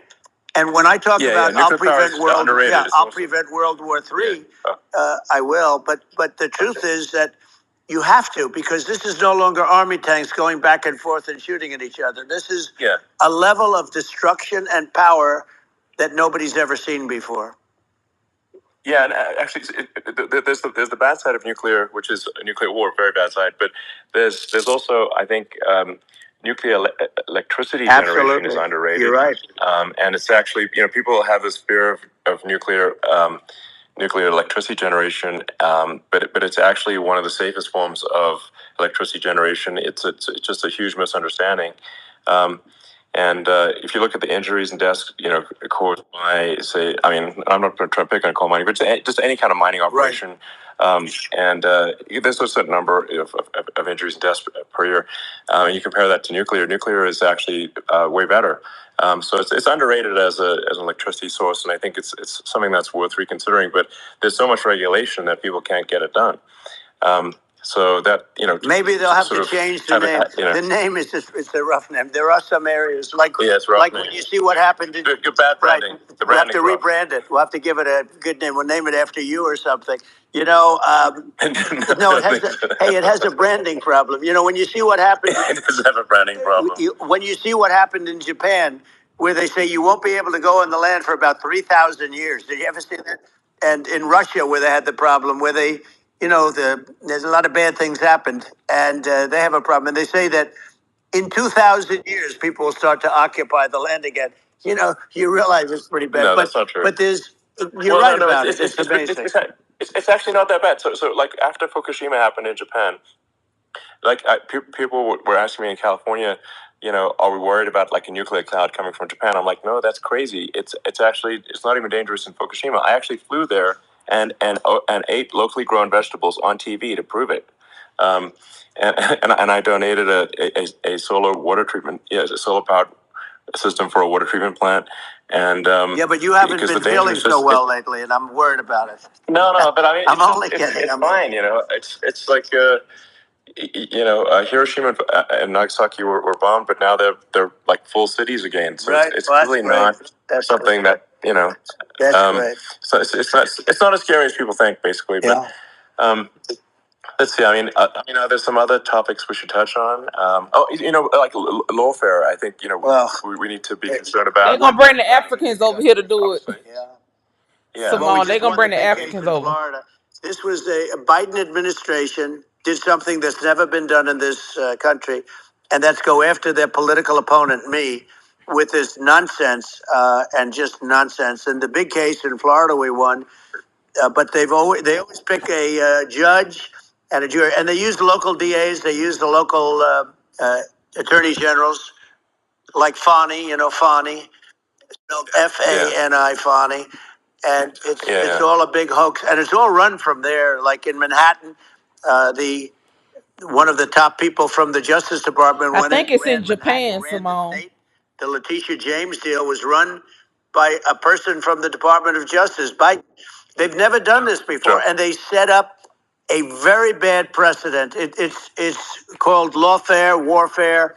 It's a terrible thing, and never happened in our country. It does happen in banana republics and third world countries, but it's never happened. And the incredible thing is it actually drove my numbers up because people see, fortunately I have a platform like you, or, in all fairness, like a conversation like this, where I can talk about it and people understand. I mean, you fight for election integrity and you end up getting indicted because you're fighting for election integrity. And when the day comes that you can't fight for election integrity, you don't have a country anymore. So what happens? Is they went after their political opponent, me. Now Biden's, close to vegetable stage, in my opinion. Okay, I looked at him today on the beach, and I said, why would anybody allow him? The guy could barely walk. Why would anybody allow him? Does he have a political advisor that thinks this looks good? He thinks this looks good because it looks so bad.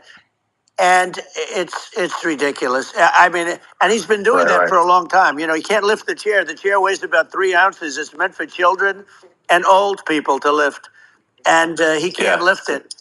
The whole thing is crazy. Well, he's clearly. I mean, he's clearly like we just don't have a president. Right you now. don't have That's a president, and she's going to be worse than him because she is a San Francisco liberal who destroyed San Francisco, and then as Attorney General, she destroyed California. You talk about location, and we're talking about the sun and the water and all.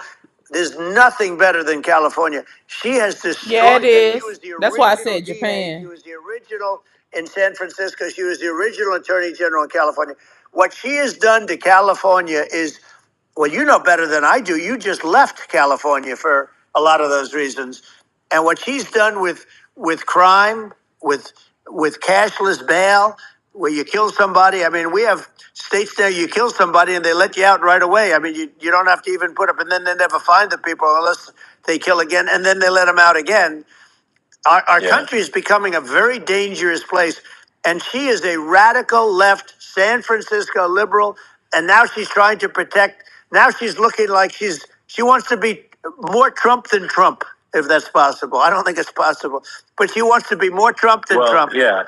I want a wall. I think that's. You know, she wants to release all the prisoners that are in detention. And some of these guys are really bad. Right. That just came out today. She doesn't want to build the wall, even though the walls work. Walls and wheels. You know, in your business, everything you do is obsolete. Almost, well, not the tunnels, but everything is obsolete. Even your rocket ships, they're like a month later, they're obsolete. You find a better way to. The only thing that's not obsolete is a wall and a wheel. And the wall, you know, I built hundreds of miles of wall, and that's why we had such good numbers. I was going to add 200 miles. We bought it. We could have flipped it up in 3 weeks, and they sold it for 5 cents on the dollar. That meant, I said, wow, that means that they actually do want to have open borders. She wants to have open borders, and now she's going like she's tough on the border. It's such a lie. Yeah, this is simply not true. This is simply not true. And everybody knows it's it's not true. It's a disgrace that she can say it.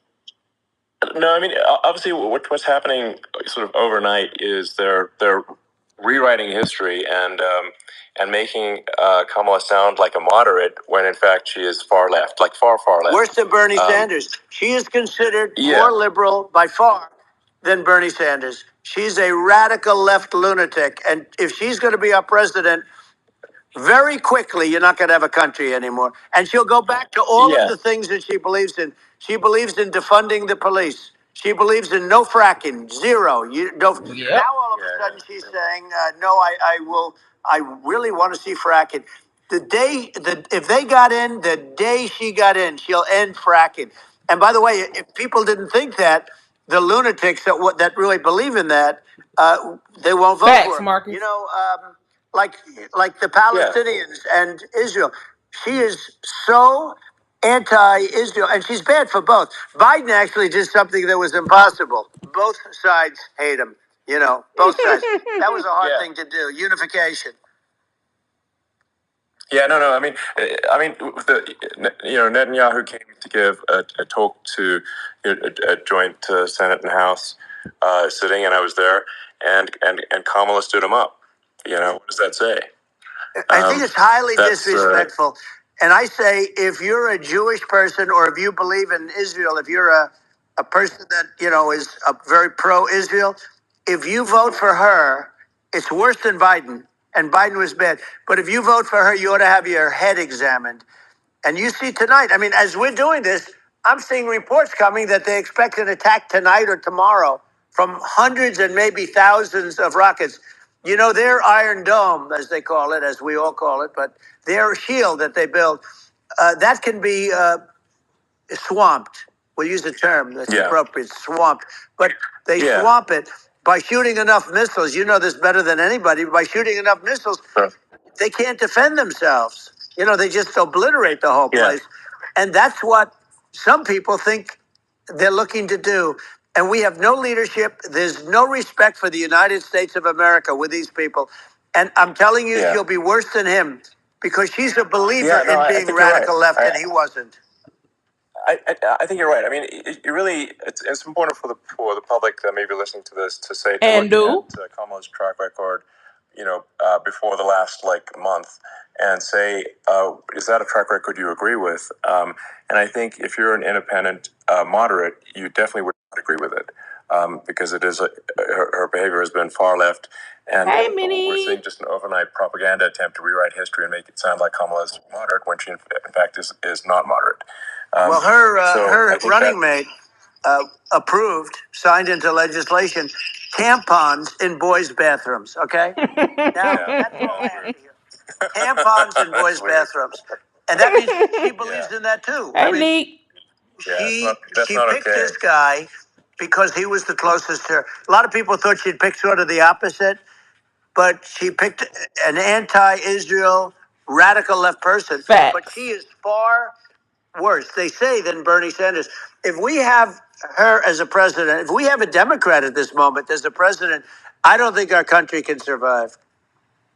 I think it's a massive. I think we're in massive trouble, frankly, with the Kamala administration, and that's my honest opinion. And I think really it's essential that you win for the good of the country for this election, and I mean I'm just stating my opinion. Now, you may have seen this, but I got a letter from the EU Commission, saying, to not have disinformation on during this discussion that we're having, and there's a lot of attempts to do censorship and to force censorship even on Americans from other countries, and what do you think about that? Well, I know the European Union very well. They take great advantage of the United States in trade, as you know. We, through a different forum, NATO, we protect them. And yet, if you build a car in the United States, you can't sell it in Europe. You just can't sell it. It's impossible. The same thing with our farmers. Our farmers find it very difficult to do business.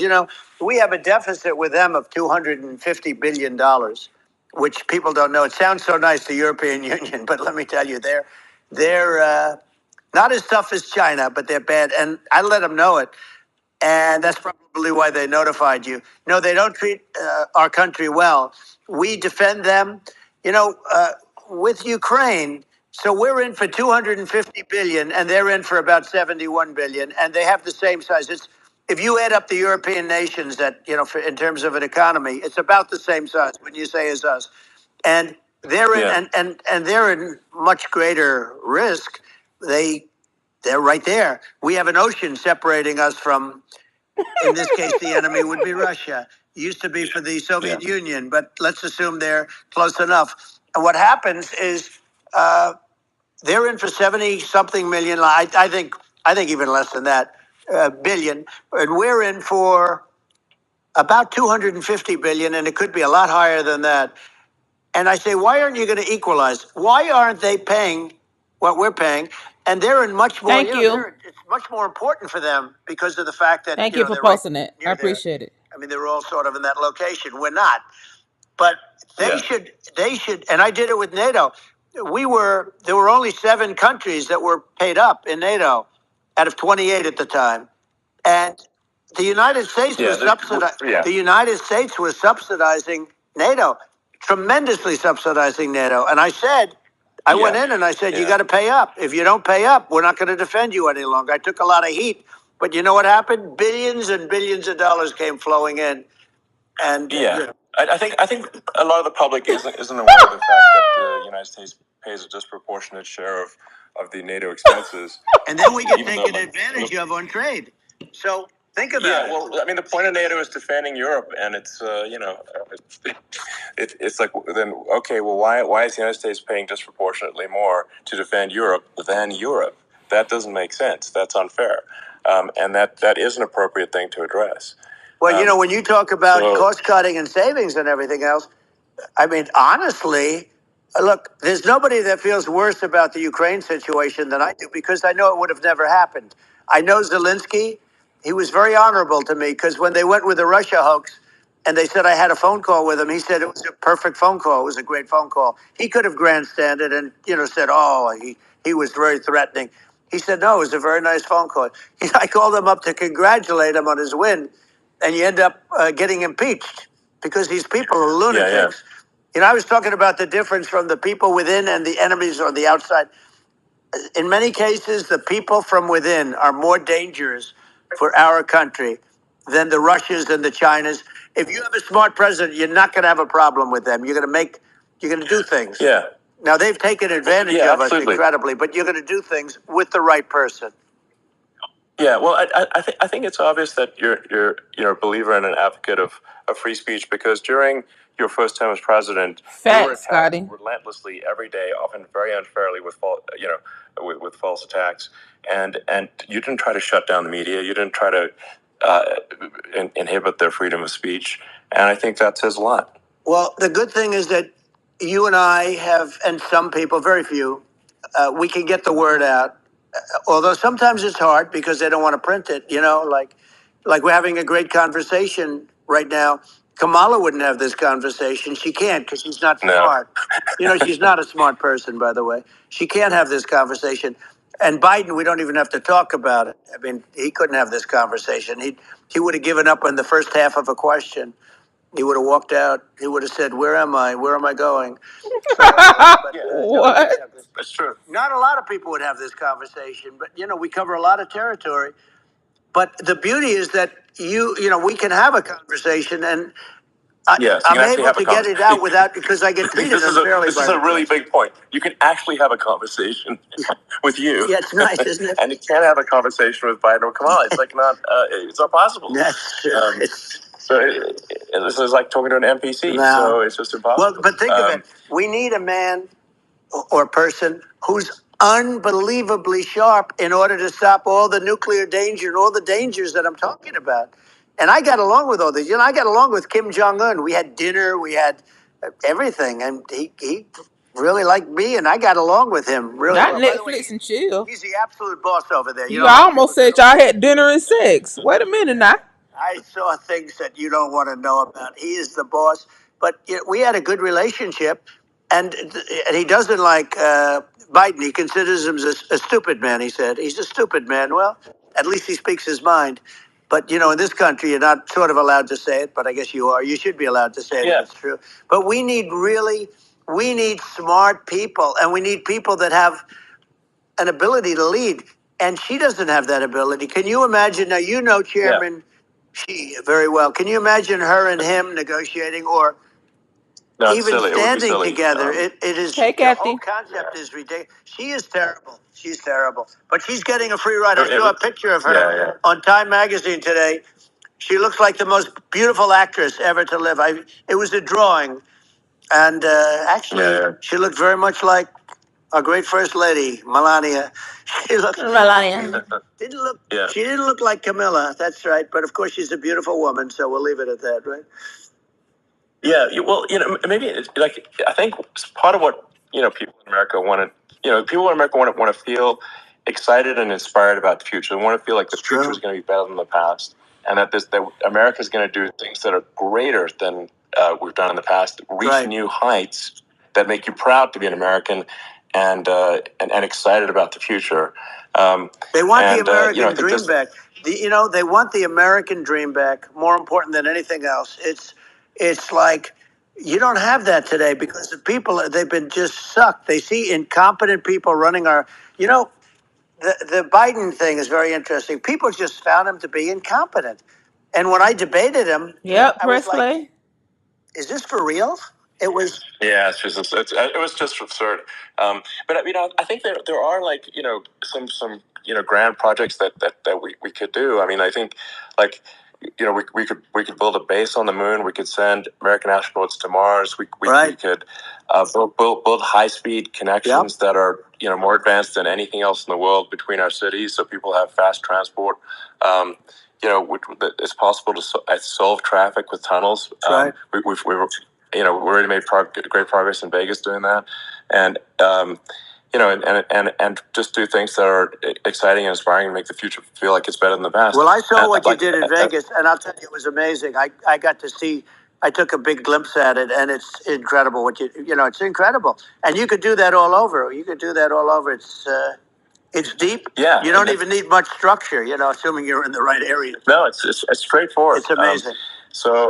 I think we could do some things that like China's got incredible high speed rail between its cities, but I think it's actually possible with tunnels if with deregulation with an ability to actually where it's like legal to actually right, Simone. That's what I want to know. He's infatuated with Mars. that are actually better than anything else in the world for high speed transport between Yep. cities.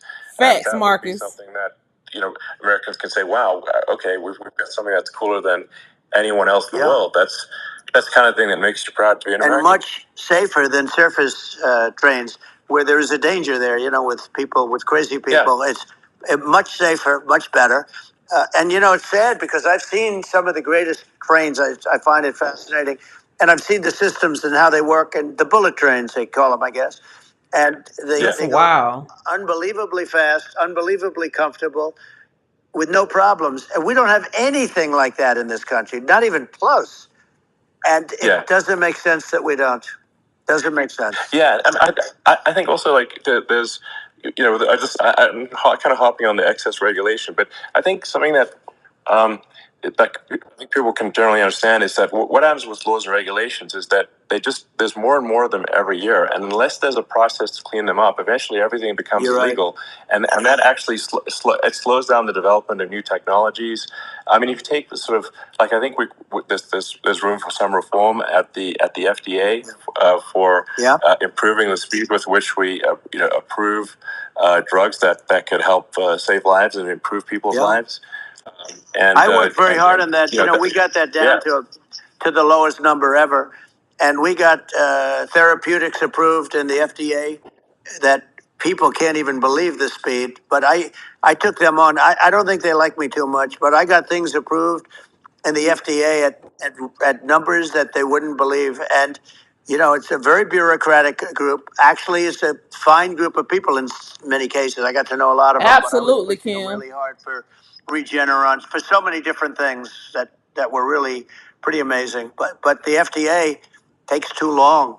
It's 12 years to get a product approved. I got it down to 4, and I got some things done very quickly. But it's really something that is going to have to be worked on because it takes too long. Just takes too long. Yeah, it just takes too long, and it's you end up in the same with the approval, but it just it takes years instead of something that I think could potentially take months, and that improves people's lives. I think I just wanted to sort of hop on this point that like there has to be an active process for reducing rules and regulations, because otherwise they just keep building up every year, and you get like hardening of the arteries, and eventually everything's illegal or takes forever, and then Precisely. and then we just a blank check. we just ossify as a society. We can't make any progress, and it's a really big deal. Well, Elon, just getting back to the FDA for 1 second, I got something done called Right to Try. This is where you can go in, and if you're terminally ill, you can use a space age, medicine or whatever it may be. We have the best doctors, the best labs in the world. We really do. But people would go to other countries because you couldn't use the product, even if they thought it worked, because it's going through the FDA. I got it approved where you can, you basically, look, nobody wanted, the doctors didn't want it because of the liability. The country didn't want it, our country, because they didn't want to get sued. These are people terminally ill. The insurance companies didn't want it, and the pharmaceutical companies, nobody wanted it. I got everybody into a room, and we came up with an agreement that you won't get sued. And also, they didn't want it on their record. If somebody's terminally ill and they die after taking a drug, they didn't want that on their record. So we set a separate list. If somebody was, so it wouldn't count as a negative. Okay. And as you know, we got it done. We have saved Right to Try. They've been trying to get this done for 58 years, and it sounds simple, but it wasn't, because of, the insurance companies, nobody wanted it, but we got it done. Somebody you sign a document that you're not going to sue the insurance companies, the country, you're not going to sue anybody.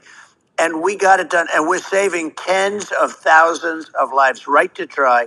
Hopefully you never need it, but if you do, You don't have to travel to Asia. You know, people, Right. if they had money, they go to Asia, Yeah, they sure. go to Europe. If they don't have money, they go home and die. That's what happened. They'd go home and die. Yeah.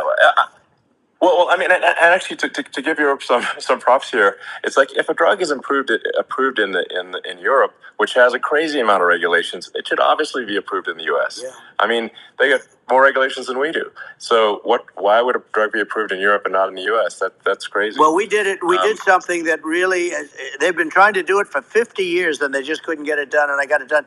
And it's really something. But you're right. Some people go to Europe because a drug isn't approved here, but it's approved in Europe. And it's a drug that, generally speaking, would work. It's pretty crazy. Absolutely. You're right. And I think so long as people are properly informed of the pros and cons and like these are the risks, these are the risks, and like you make your own decision. Yeah. That makes sense. Well, I think just, you know, in sort of closing up, and by the way, I'm looking at the numbers. You got a lot of people listening. I hope you don't get nervous because you got a lot of people listening to you right now, like 60 million or something. What is that number? That's crazy. It's amazing how you can see that right away. How many? What is the number? Wow. What is it? Well, Wow. I think in terms of people that's bigger than you said. You said 25, and you're much more than double that number, 25 million. I think you're going to be 60 or 70. And I guess I see 1.1, nigga. I congratulate you. Do I get paid for this or not? Whoa. Well, I think actually in terms of the number of people that will hear this conversation over the next few days to weeks, it's going to be hundreds. That's what they say. Yeah, that's good. Well, look, it's an honor. I just asked this: are you better off now, or were you better off when I was president? Nobody's better off now. People, we put out polls on that, and nobody's better off now. Inflation has killed it. And, they also feel very unsafe. You look at what's going on with a lot of different things. You look at the riots we had at the colleges over, it's ridiculous, but all of the riots, they just feel unsafe. And now they really feel unsafe because you have a new form of crime. It's called migrant crime. I call it Biden migrant crime. Maybe I'll call it Kamala migrant crime. But with all these things, I always try to get to the ground truth by just asking people.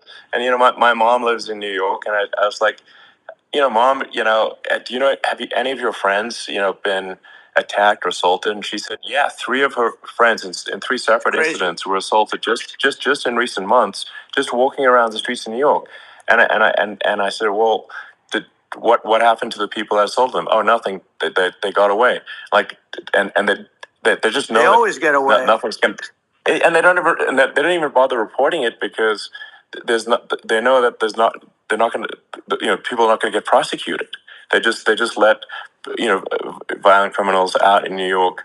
The only one that gets prosecuted is Donald Trump. They prosecute Trump. Yeah, it's just obviously messed up. Oh, it's terrible. If violent criminals are being getting off scot-free, and meanwhile the New York spending massive resources prosecuting you. And it's like, what's this, and I think the sort of sensible public looks at this and says, what the heck's going on here? This is obviously abuse of the legal system. The legal system is supposed to be protecting the public from violent criminals, and it should be obviously allowing the public to make their own decision about who should be president, as opposed to, some legal case. Once they start this precedent, because this can go on with the next one, this is a very bad precedent what they're doing in terms of, going after their political opponent. And that's all it is. It's going after their political opponent. And then you get a judge who's, a strong Democrat, and I'm being nice when I say that, in many cases crooked as hell. But you get a judge and you go into an area where a Republican gets 3 or 4% of the vote, and you'll have a jury pool with people that hate Republicans or hate. It could also be the other way, though, because it could start the other way in areas where they hate Democrats, and you get into a Pandora's box. It's a very dangerous thing for this country, and a very dangerous thing even for the state.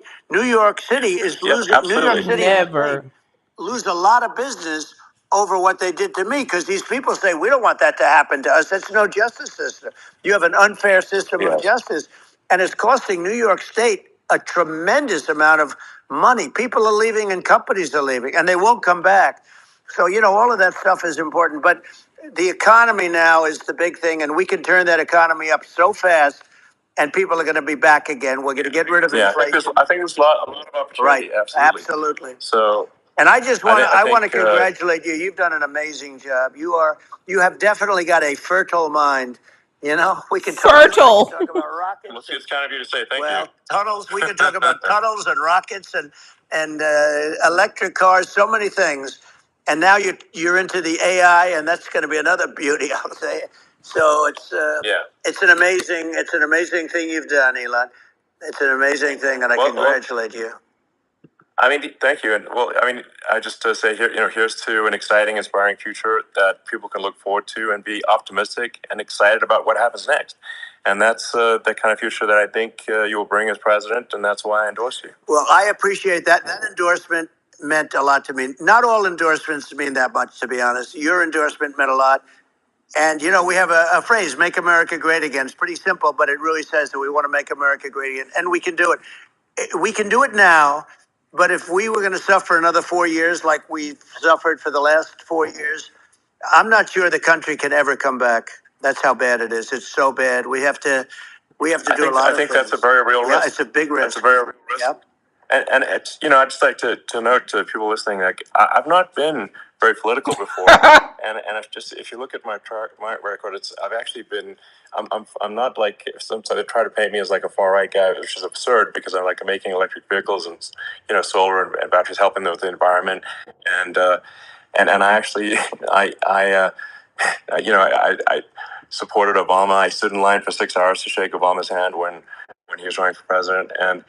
So it's not like I'm like some sort of dyed-in-the-wool long-term Republican. I call myself, historically a moderate Democrat, but now I feel Well, you just trying to get close to the president for them contracts. for the country, and I think a lot of people thought the Biden administration would be a moderate administration, but it's not, and obviously we were just going to see an even further left administration with Kamala. That's my honest opinion. I mean, her dad is literally. She was brought up as an actual. Her dad is a Marxist economist. You can Google it. I mean, it's not we're not making this up.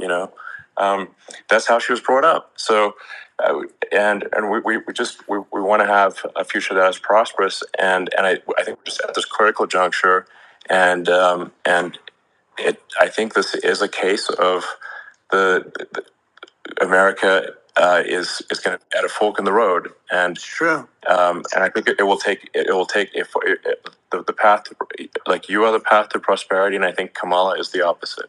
Then that's my honest opinion. I'm gonna get attacked like crazy, and I've also experienced quite a bit of lawfare myself, but I'm just trying to tell people my honest opinion, and I haven't been really active in politics before. And I'm just trying to point out that my track record historically has been moderate, if not moderate, slightly left. And so this is to people out there who are in the moderate camp to say, I think you should support Donald Trump for president. And I think it's actually a very important junction in the road, and we're in deep trouble if it goes the other way. If they pay royalties, it will, Fred. I actually Freed think peeps. of you as somewhat left. I must say that. So it's Only if they pay royalties. Your endorsement. I know how strong you feel about it. But when you think of her, San Francisco, 15 years ago, I had a great friend, Bob Tish. He said it's the greatest city in America, and now it's almost not livable there. And California likewise. And she was involved in the destruction of San Francisco and the destruction of California. And she will be involved in the destruction of our country if people are so unwise as to elect her. And I hope that doesn't happen. And I hope the elections are going to be run honestly. And we're going to turn this country around. We're going to do things and we can do it fairly quickly. And we have to get rid of the criminals that have been, given to us by other countries as they laugh.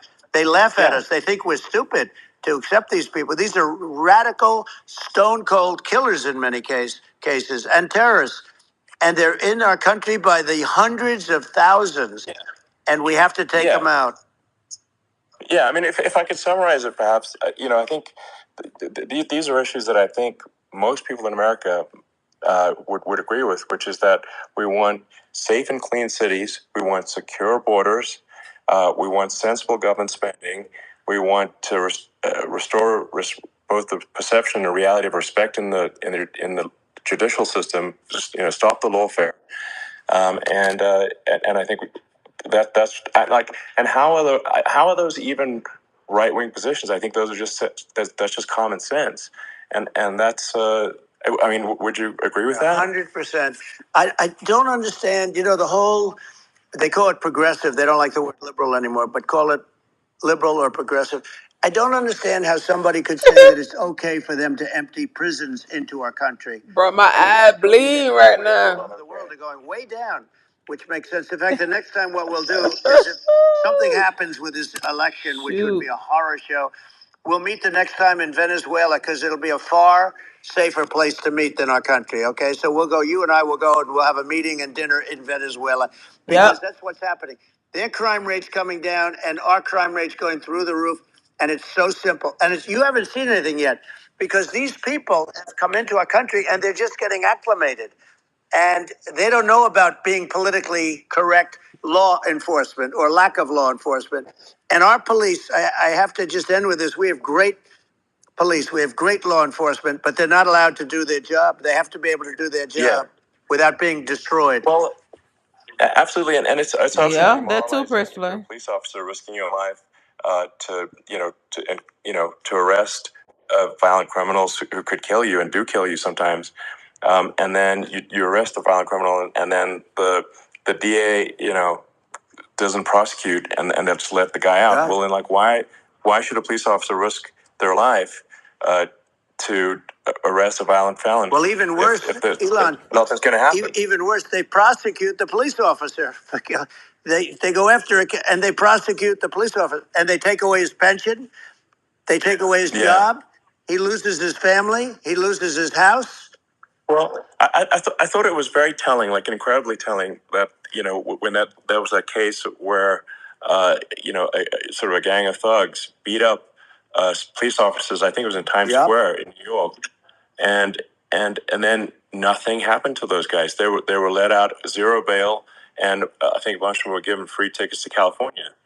Well, what is I mean, that is a gross indignity against the United States, and that's how. I mean, this is insane. Like, have we lost all pride? How can such a thing be allowed to occur? I've never seen anything. We see where they get shot. It's a very dangerous profession, but something they're very proud of, and they want to be able to do their job. But I've seen them get shot. I've seen a lot of things. But I've never seen where these guys are standing in the middle of a big street, everybody watching them, and they're literally boxing, like punching, stand-up fighting a police officer. There were two of them, and you had about six of these guys, and they're punching the hell out of them.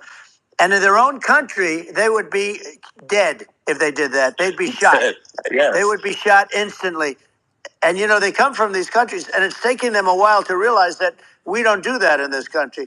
But in their own country, if they stood on a street and had a fight with a police officer, they would be shot. There's no political correctness. And it's such a sad, it's such a sad thing to see. And that's the reason you have crime, by the way, because we don't do anything about it. Yeah, we just cannot have a situation where our police officers are beaten up on camera by a gang of illegal immigrants, and then nothing happens to the guys that beat up the cops. I mean, and they're let out. This is unacceptable. Well, we're going to change it, and we're going to get them out of the country. When I first got involved, they said you couldn't get them back to these countries. You couldn't take them back. In the case of Guatemala, Honduras, El Salvador, some others, you couldn't get them back. And I said, really? Oh, you can't get them back? Because under Obama, he couldn't get them back. They'd fly them in, and they'd put planes on the runways in these countries so you couldn't land a plane. They'd bring them back. And the generals told me, sir, we can't bring them back. The countries won't accept MS-13 gang members. They won't accept them. And I said, really, how much do we pay these various countries in terms of economic aid, which is also somewhat ridiculous? And the answer was $750 million. I said, good. Tell them they're in default. They're delinquent. We're not paying them anymore because they won't accept it. And you know what happened? They all called me, every one of them. They said, We would be honored to take them back, sir. We would be honored. It was so easy. But it's one of those things. And we got them back. We took in so many. You know, MS-13 is probably the worst gangs in the world. They're the most vicious, violent. We took them out of here by the thousands and got them out of here. And their countries took them back. And because I said, you're not getting any more economic aid. And once I said that, they were nice. They wouldn't take them back for Obama. Yeah. They wouldn't take them back for anybody. And now we have a problem because we have this guy, and they don't take him back anymore with Biden because they don't respect him. Yeah. It's just gotta be done. We just can't have whether they're citizens or not citizens. We can't have because they won't prosecute citizens either, not just illegals. So if it's you can't have violent repeat violent offenders that are not that don't get incarcerated. That's right. Because they will obviously by definition continue to hurt people, and I think where part of this comes from is that there's all right, now Elon, down, wrap it up. in some ways, I mean, it's just that you want to have empathy for Right. people. Obviously, you want to have empathy for people. I totally agree with that. You want to have empathy, but you also have to have empathy for the victims of the criminals. And if you just have empathy for the criminals, it's actually shallow empathy. It's not real. You're not thinking. You have one layer deep empathy. You got to say, like, what if you don't incarcerate this person? Who are they going to hurt? Who are they might kill someone. They might rape someone. If you don't incarcerate them, you have to have empathy for the victims. And there's a lack of empathy for the victims of the criminals, and too much empathy for the criminals. It doesn't make sense. That's why you want to have deep empathy for society as a whole, not shallow empathy for criminals. Right. And we have to give our police officers the dignity and the respect that they deserve. And we have to let them do their job. They can do a great job, but we have to let them do their job. And if we don't do that, it's going to all disappear. There's never been a society like this where you're allowed to do anything you want and nothing happens. And I'm talking about violent crime. And it's going to get more violent because these are really, really violent people. And we're going to get them out of our country, and we're going to get them back to because they were sent here by the presidents and by the various people that run those countries. And I know every one of those guys. And they're smart people, and they're streetwise people. And they really think that the USA is stupid. They think we're run by stupid people, and they happen to be right. But when I was there, we had no problem. We got them out. We took out thousands of MS-13 gang members. We brought them back. And now, again, it's the same old story. We don't do it. And they actually gave them a big increase in aid. They raised it up to billions of dollars, and they get nothing for it. So, I hope everybody's going to vote for Trump, and we're going to get this country straight. Yeah. And I didn't need this. I'm like you. I didn't need this. I had a very nice life. I didn't need to go through court systems and go through all the other stuff and run at the same time. I have to run. I have to go through fake trials with, in some cases, corrupt judges, totally corrupt judges. I didn't need it. I had a nice life. I have great locations. I have beautiful oceans that I have places. But I felt it was important. And if I had to do it over again, you probably think I'm crazy for doing it, actually. But if I had to do it over again, I would have done it over again because this is so much more important than me or my life. We're going to save this country. This country is going down. And these people are bad people that we're running against, and they're liars. They make statements. They do things that are so bad. They say they're going to make a strong border. They say they've been great on the border, and they've been the worst in history. They say they're going to stop crime. The facts speak for themselves. It's so incredible. Speak for themselves. Like it's got to the point where people just don't even bother reporting crime in a lot of cities because they know nothing is going to happen. That's what I hear anecdotally from people all the time. So it's just my values. I'm just saying to people out there, like the things I think are important for the future is like we've got to have safe cities, we've got to have secure borders, we've got to have sensible spending, and we've got to have deregulation, and so we can have a prosperous future. And then we want to have some exciting, sort of moonshot projects that people can get fired up about, and that's the future I'm looking for. And I'm pro environment, but I'm not against. I'm not like. I don't think we should vilify the oil and gas industry because they're keeping civilization going right now, and but I do think we want to. A reasonable speed towards a sustainable energy economy. Those are my values, and I think, and so I mean that's why I'm supporting you for president. Well, so. I appreciate it. We're going to give incentive to companies to come into our country, not to leave our country. We're going to be giving tremendous incentives. We want companies to build here, not to build in other locations. And we want to create jobs. And again, it's about the American dream. You don't hear about the American dream anymore, Elon. You don't hear. You're the American dream in the truest sense. But you don't hear about the American dream anymore. And you're going to hear about it. People, they need that incentive to go out and do it. And they're going to love their lives. I mean, they're going to look forward to getting up in the morning and going to a job that they love, not a job that they can't stand, or not any job at all where they have no money, where they literally have no money. And then they end up with violence and lots of other problems. No, we're going to do some great things. And I learned a lot in the first. We had a great economy and all of that. We rebuilt the military. We did so much. But I also learned the best people. I learned the good people, the smart people, the dumb people, the people that can do things. The people, you learn. When I first came in, I tell people I was in Washington, D.C. only 17 times, according to the fake news media. I was in 17 times. I never stayed over. And you don't know people. You rely on other people to give you names, and then you realize the people you relied on weren't so good. Now, we had great people, but we also had some where I wouldn't have, used them had I known. Now I know everybody. And I think we're going to really turn things around fast. We have no choice. Otherwise, we're not going to have a country. And I really appreciate this. To me, it's been a lot of fun being with you. You're an amazing guy. You've done an incredible job and a great inspiration to people. A great inspiration. And I hope you keep going and just continue to do well. Press play. We're going to have a big election coming up. And I think November 5th will be the most important day in the history of our country. I think that election will be the most important election. Free Papa. And I think it'll end up being maybe the most important day in the history of our country, because if we don't win, I just feel so sorry for everybody.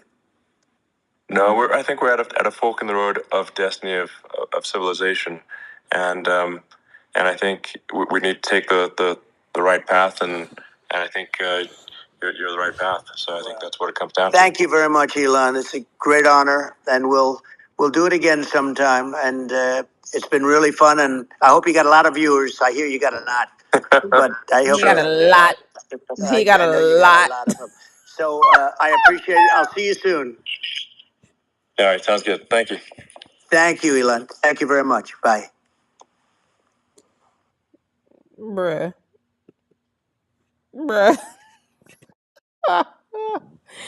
He got a lot. I mean, it's just how he be exaggerating words for me. So what did y'all learn? Good Lord. I don't know whether we just had 3 hours wasted or what. My eyes over here bleeding. I'm hungry. My throat dry. My ears hurt. These niggas bigged up police. They want to go to Mars. They want to do nuclear energy, but it's dangerous to me. I don't know whether they talk about direct energy weapons or what. I'm confused. I'm confused. Can anybody explain? They said they want to do nuclear electricity. Okay. They want to do nuclear electricity, but it needs to be rebranded into something else. That sounds fishy to me. Okay. We all know what the origin of that nuclear stuff was. That was about cells, human cells. And we know if you Google a nuclear family, you'll see what a nuclear family is. So that word nuclear is used as kind of like a dog whistle in these upper echelons of people. And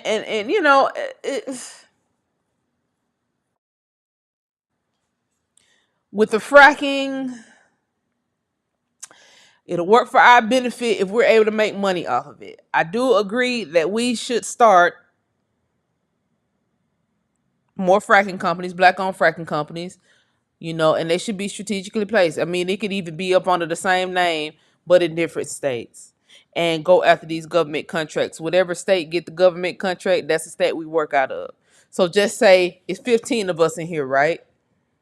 15 of us will start the same company, or 15 of us will start a company at the same time. I don't know, or go in on the company and all work together, and just say, you know, Janice in Georgia, I apply for the contract here in Georgia. Just say Kim is in Kansas, she apply for the contract. Just say Kim is in California, he applied for the government contract there. Just say, somebody's in Texas, they apply for the government contract there, right? Whoever gets the government contract in whatever state, that's what we put the workforce at. So when you get the government contracts, you get the money kind of upfront in order to hire people. So whatever state get the contract, that's what we would put the workforce at. It seems like it won't be a really difficult task to complete because there's so many of us. However, it's a lot of black business owners that's not even looking at the commodities market. It's like people are focused on restaurants, and there's nothing wrong with that because people still got to eat. People are focused on hospitality. There's nothing wrong with that at all.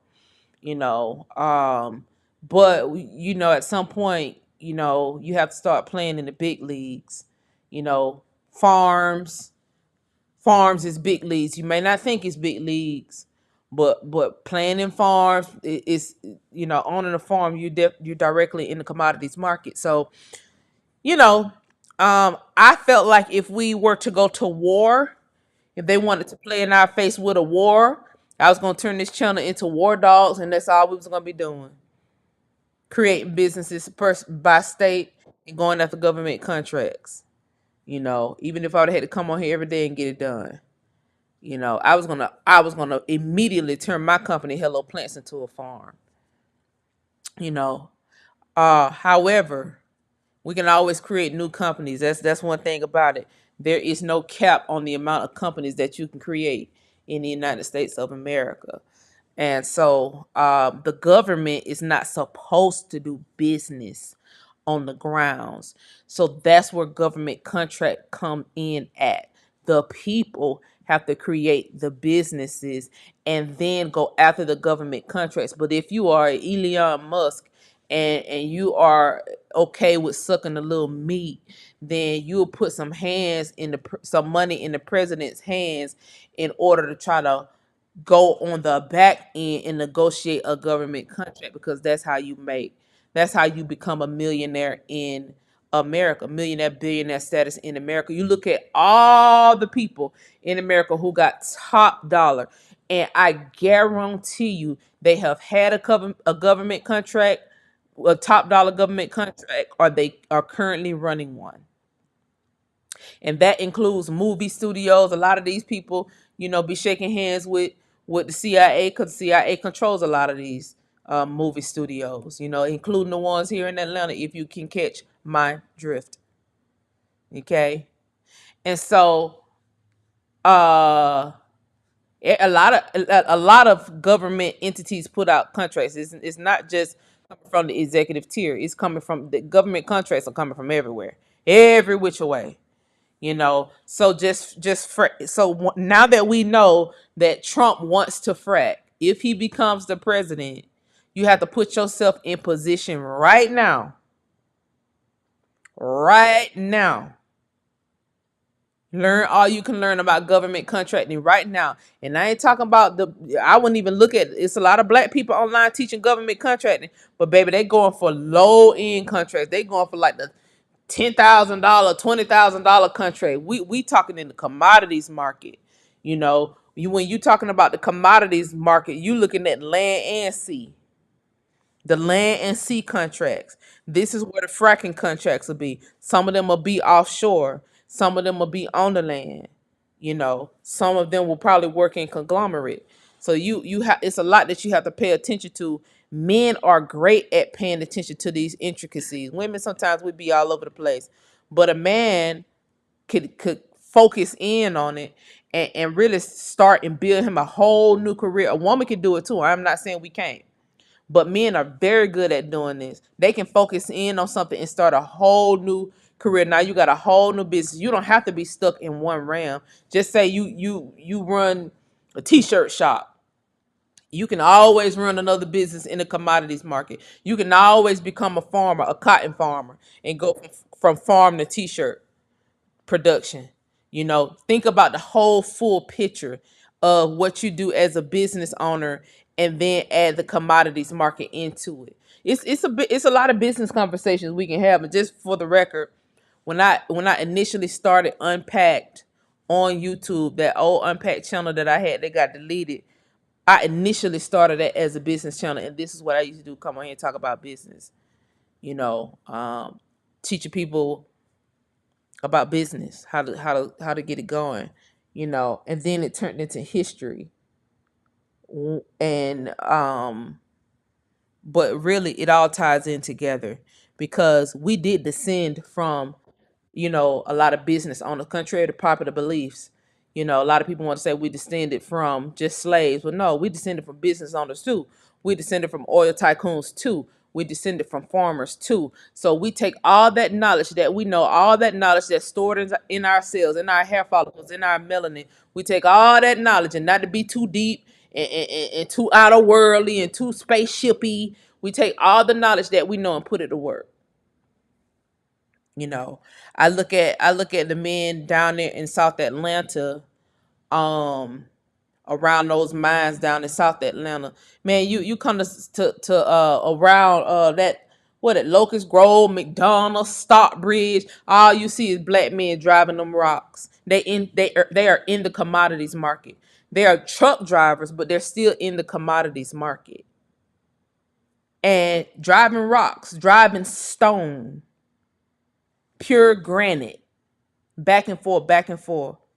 And it's black men at the top of these companies that's actually selling this granite.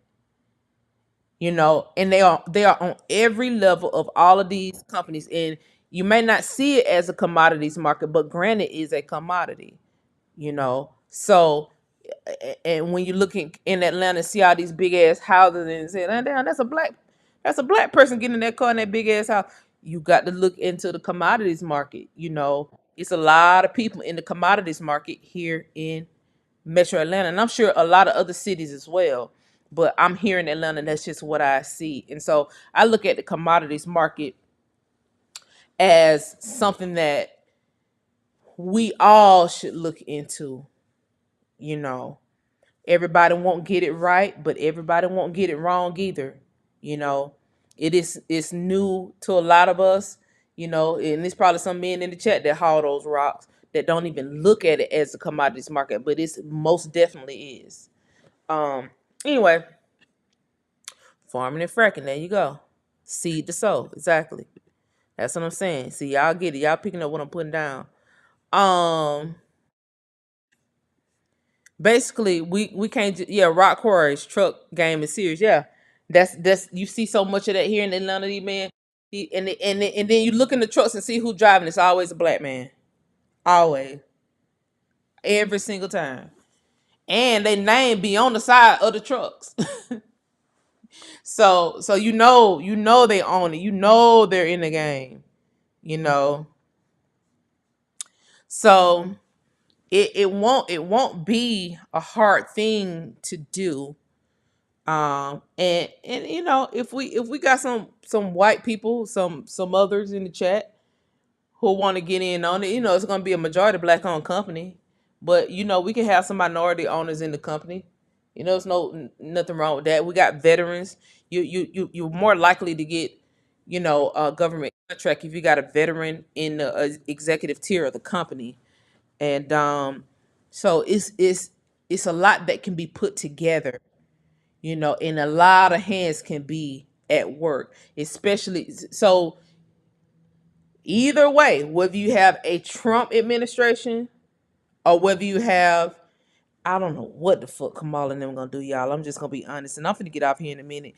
I have no clue what Kamala is going to do, so it's hard for me to even come up with something, as from an enterprise standpoint, because I don't know what the Kamala administration is planning. They have no policies out still, and they have redone the website, still no policies on it. So they are being very close-lipped, like Trump kind of said. Kamala is kind of cherry picking what he's saying and like piggybacking off, and it's weird because she is doing that. She is now talking about closing the border as if she's not the current sitting vice president of the United States of America. If you want the border closed, you don't wait until you become the president. You get that done right now. You and Biden put y'all goddamn heads together and close the border. Y'all can do that right now. She is talking about not taxing tips, not adding the tax on tips, when you was right there when that whole thing was put in place, when it was adding tax on tips. So I don't know why is she piggybacking off Trump instead of sitting down with a team of people and putting some policies together. It's scary. It's scary, man. It's really scary because you don't know what's coming with this lady. She does not have a plan.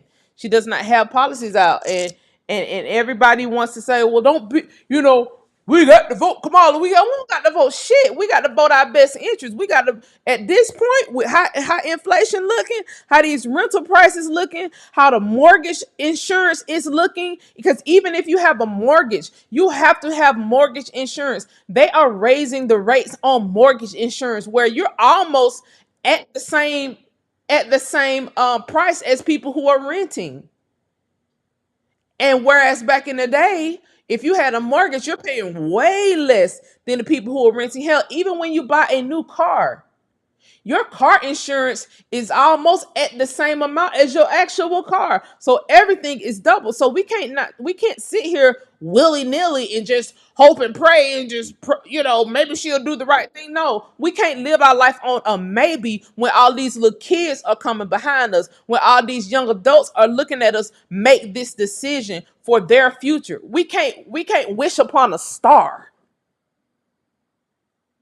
We just can't. We can't wish upon a star. So if that means niggas need to pressure Kamala to put some policies up on that website, I don't give a damn what she said at these little conferences, these little rallies. I don't give a damn what your mouth say. We need to see this on paper so we can hold you to it, because your words can always change, baby. This nigga Trump can talk, but this nigga got somebody typing up these policies too. So what he got written on paper, he's actually saying that. This girl is changing her talking points all the time. And we can't think about enterprise. We're not finna just let a whole nother flood of foreigners come over here and out enterprise us. Not no more. We can't do that no more. They can't come over here and build more businesses than we build because they have the subsidies to do it. The government subsidies to do. We can't do that no more. We can't afford that no more. We can't afford for them to come over here and put all the beauty salons, beauty depots and stuff over here. We can't afford for them to come over here and open up nail shops. We can't afford for them to come over here and open up spas. We can't afford it. We can't. We can't afford for them to come over here and out business us. We just can't. We can't afford no more foreign liquor stores in our neighborhoods. We just can't. Hell, we can't even afford them coming over, stealing our recipes, and then opening up restaurants in our communities. That's all they do. They sit on TikTok. They steal our recipes because we're putting our grandmama and our auntie no recipes on TikTok. How they bake pound cakes, how they fry chicken properly, how they cook greens, how they make oxtails. We putting all these recipes out that's been in our families for so long. We putting them out on TikTok. They coming in our community. They opening restaurants and they benefiting off the culture. And we sitting there giving them money to eat our recipes that we gave them. We can't afford that shit no more. We can't. We can't afford it. We can't afford it. Not saying no foreigners can't come in America and do business, but guess what? They won't let us go over there and do business. So what we have here in America is what we have. This is what we have. This is all we got. So I don't care if you're 60. I don't care if you're 35, 25. I don't care if you're 75. Look into starting something. while you still have breath. Even if you don't complete it, look into starting something while you still have breath. You might not be the one to complete it. One of your kids may pick it up. One of your nieces or nephews, or your good friend may pick up the idea and expand it. But all you have to do is just start it. Just start it. I don't care how you start it. Just start it. Don't think about all the formalities. Just start it. Then you go after funding. You don't have to. You don't. You know.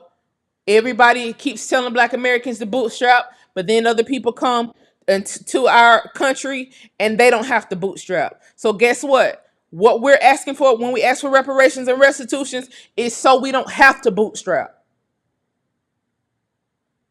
Now we got the money to fund our dream. Now we got the money to mechanize our form. That's the whole point of it all. And they say, oh, black Americans, if we give them reparations, they're just gonna buy cars and shoes. Well, God Lee looked like over 10,000 or 20,000 new businesses was just started. New businesses was just entered in states all across America from Black Americans. Wow, look at all these new businesses that they just created. It's just an idea to you maybe, but you never know how this thing can go. You never know how this thing can go. So let me not be long-winded like Trump and Elon. Cause baby, we ain't getting nothing out of that. I don't know what we just listened to, baby. That was 3 hours of meat sucking to me. Look like Elon trying to get that contract. Elon trying to frat. Now he got one little tunnel down there in what you call it? Where's his tunnel at? Vegas. He got a tunnel in Vegas where I think only Teslas can drive through. Baby, we not trying to have you drive up on our heirs property if it got to be Tesla only. So, baby, you can take that idea out your goddamn head, Elon, because if you own the land patent, you own everything down to the center of the earth. That includes the tunnels. So it ain't finna be no Tesla only tunnels all over America with them little ugly cars. Now no offense to the people who done went out and bought them Tesla, because I know some of y'all in the chat. But them cars look like a mini version of a short bus. And that's just on me. That's just how I feel about it. And the little Tesla trucks look like little goddamn refrigerators. They look like metal refrigerators. And I ain't even gonna lie about that one. Okay? So there's a design issue there. Now, the reason why I thought they'd talk more about space is because it seems to me that Elon has a big surplus of metal since he's building all these metal fucking trucks. So when they talk about building the Iron Dome, I said, well, damn, this is probably what they finna talk about, because Elon got all this metal all over the place where he got all these metal trucks, these refrigerator trucks on the market. Well, maybe he gonna help Trump build a shield around America, a nuclear shield. But they didn't even discuss it. They talking about nuclear electricity. How are you going to create nuclear electricity? Can somebody research this?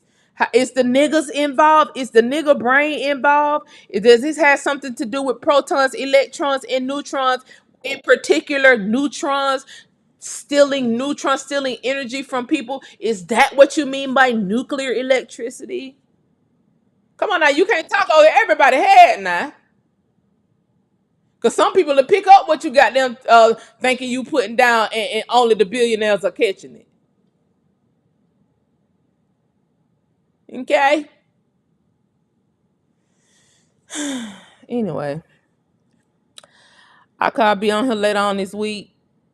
Real life supposed to come on Monday, Wednesday, Friday. So that means I see y'all on Wednesday. I love y'all so much. I ain't tell y'all I loved y'all last show because I was very pissed off the last show when I got out this live. I was very pissed off. I see a couple of clips from that last live that I put up about O'Byron has went viral on TikTok. And I think it went viral some more places on Twitter, if I ain't mistaken. I mean, that's what they need to hear. That's what they need to hear. So I give you some viral moments. Just do what you do with, make y'all money, do whatever y'all do. Cause baby, they need to hear it. That's the only reason I'm online right now during this political season. Because they won't have but a few more months to drive these points home. And these candidates that's in, ain't no way they can pretend like they don't hear it, especially with clips going viral of us talking about heirs property, of us talking about the land that was stolen, of us talking about the injustice that was done to our people, the ideas that were stolen from our people, the fracking on our heirs property. Ain't no way they don't hear it. They damn sure hear it. Oh, you hear it. Baby, you hear it. You hear it. You definitely hear it. You definitely hear it. Anyway, this has been a 3 hour long chat, y'all. That's wild. That is wild. Thank you for everybody who supported the show today.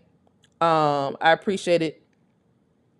I appreciate it. Every little bit helps. And I will see y'all later on this week. Love y'all. Bye.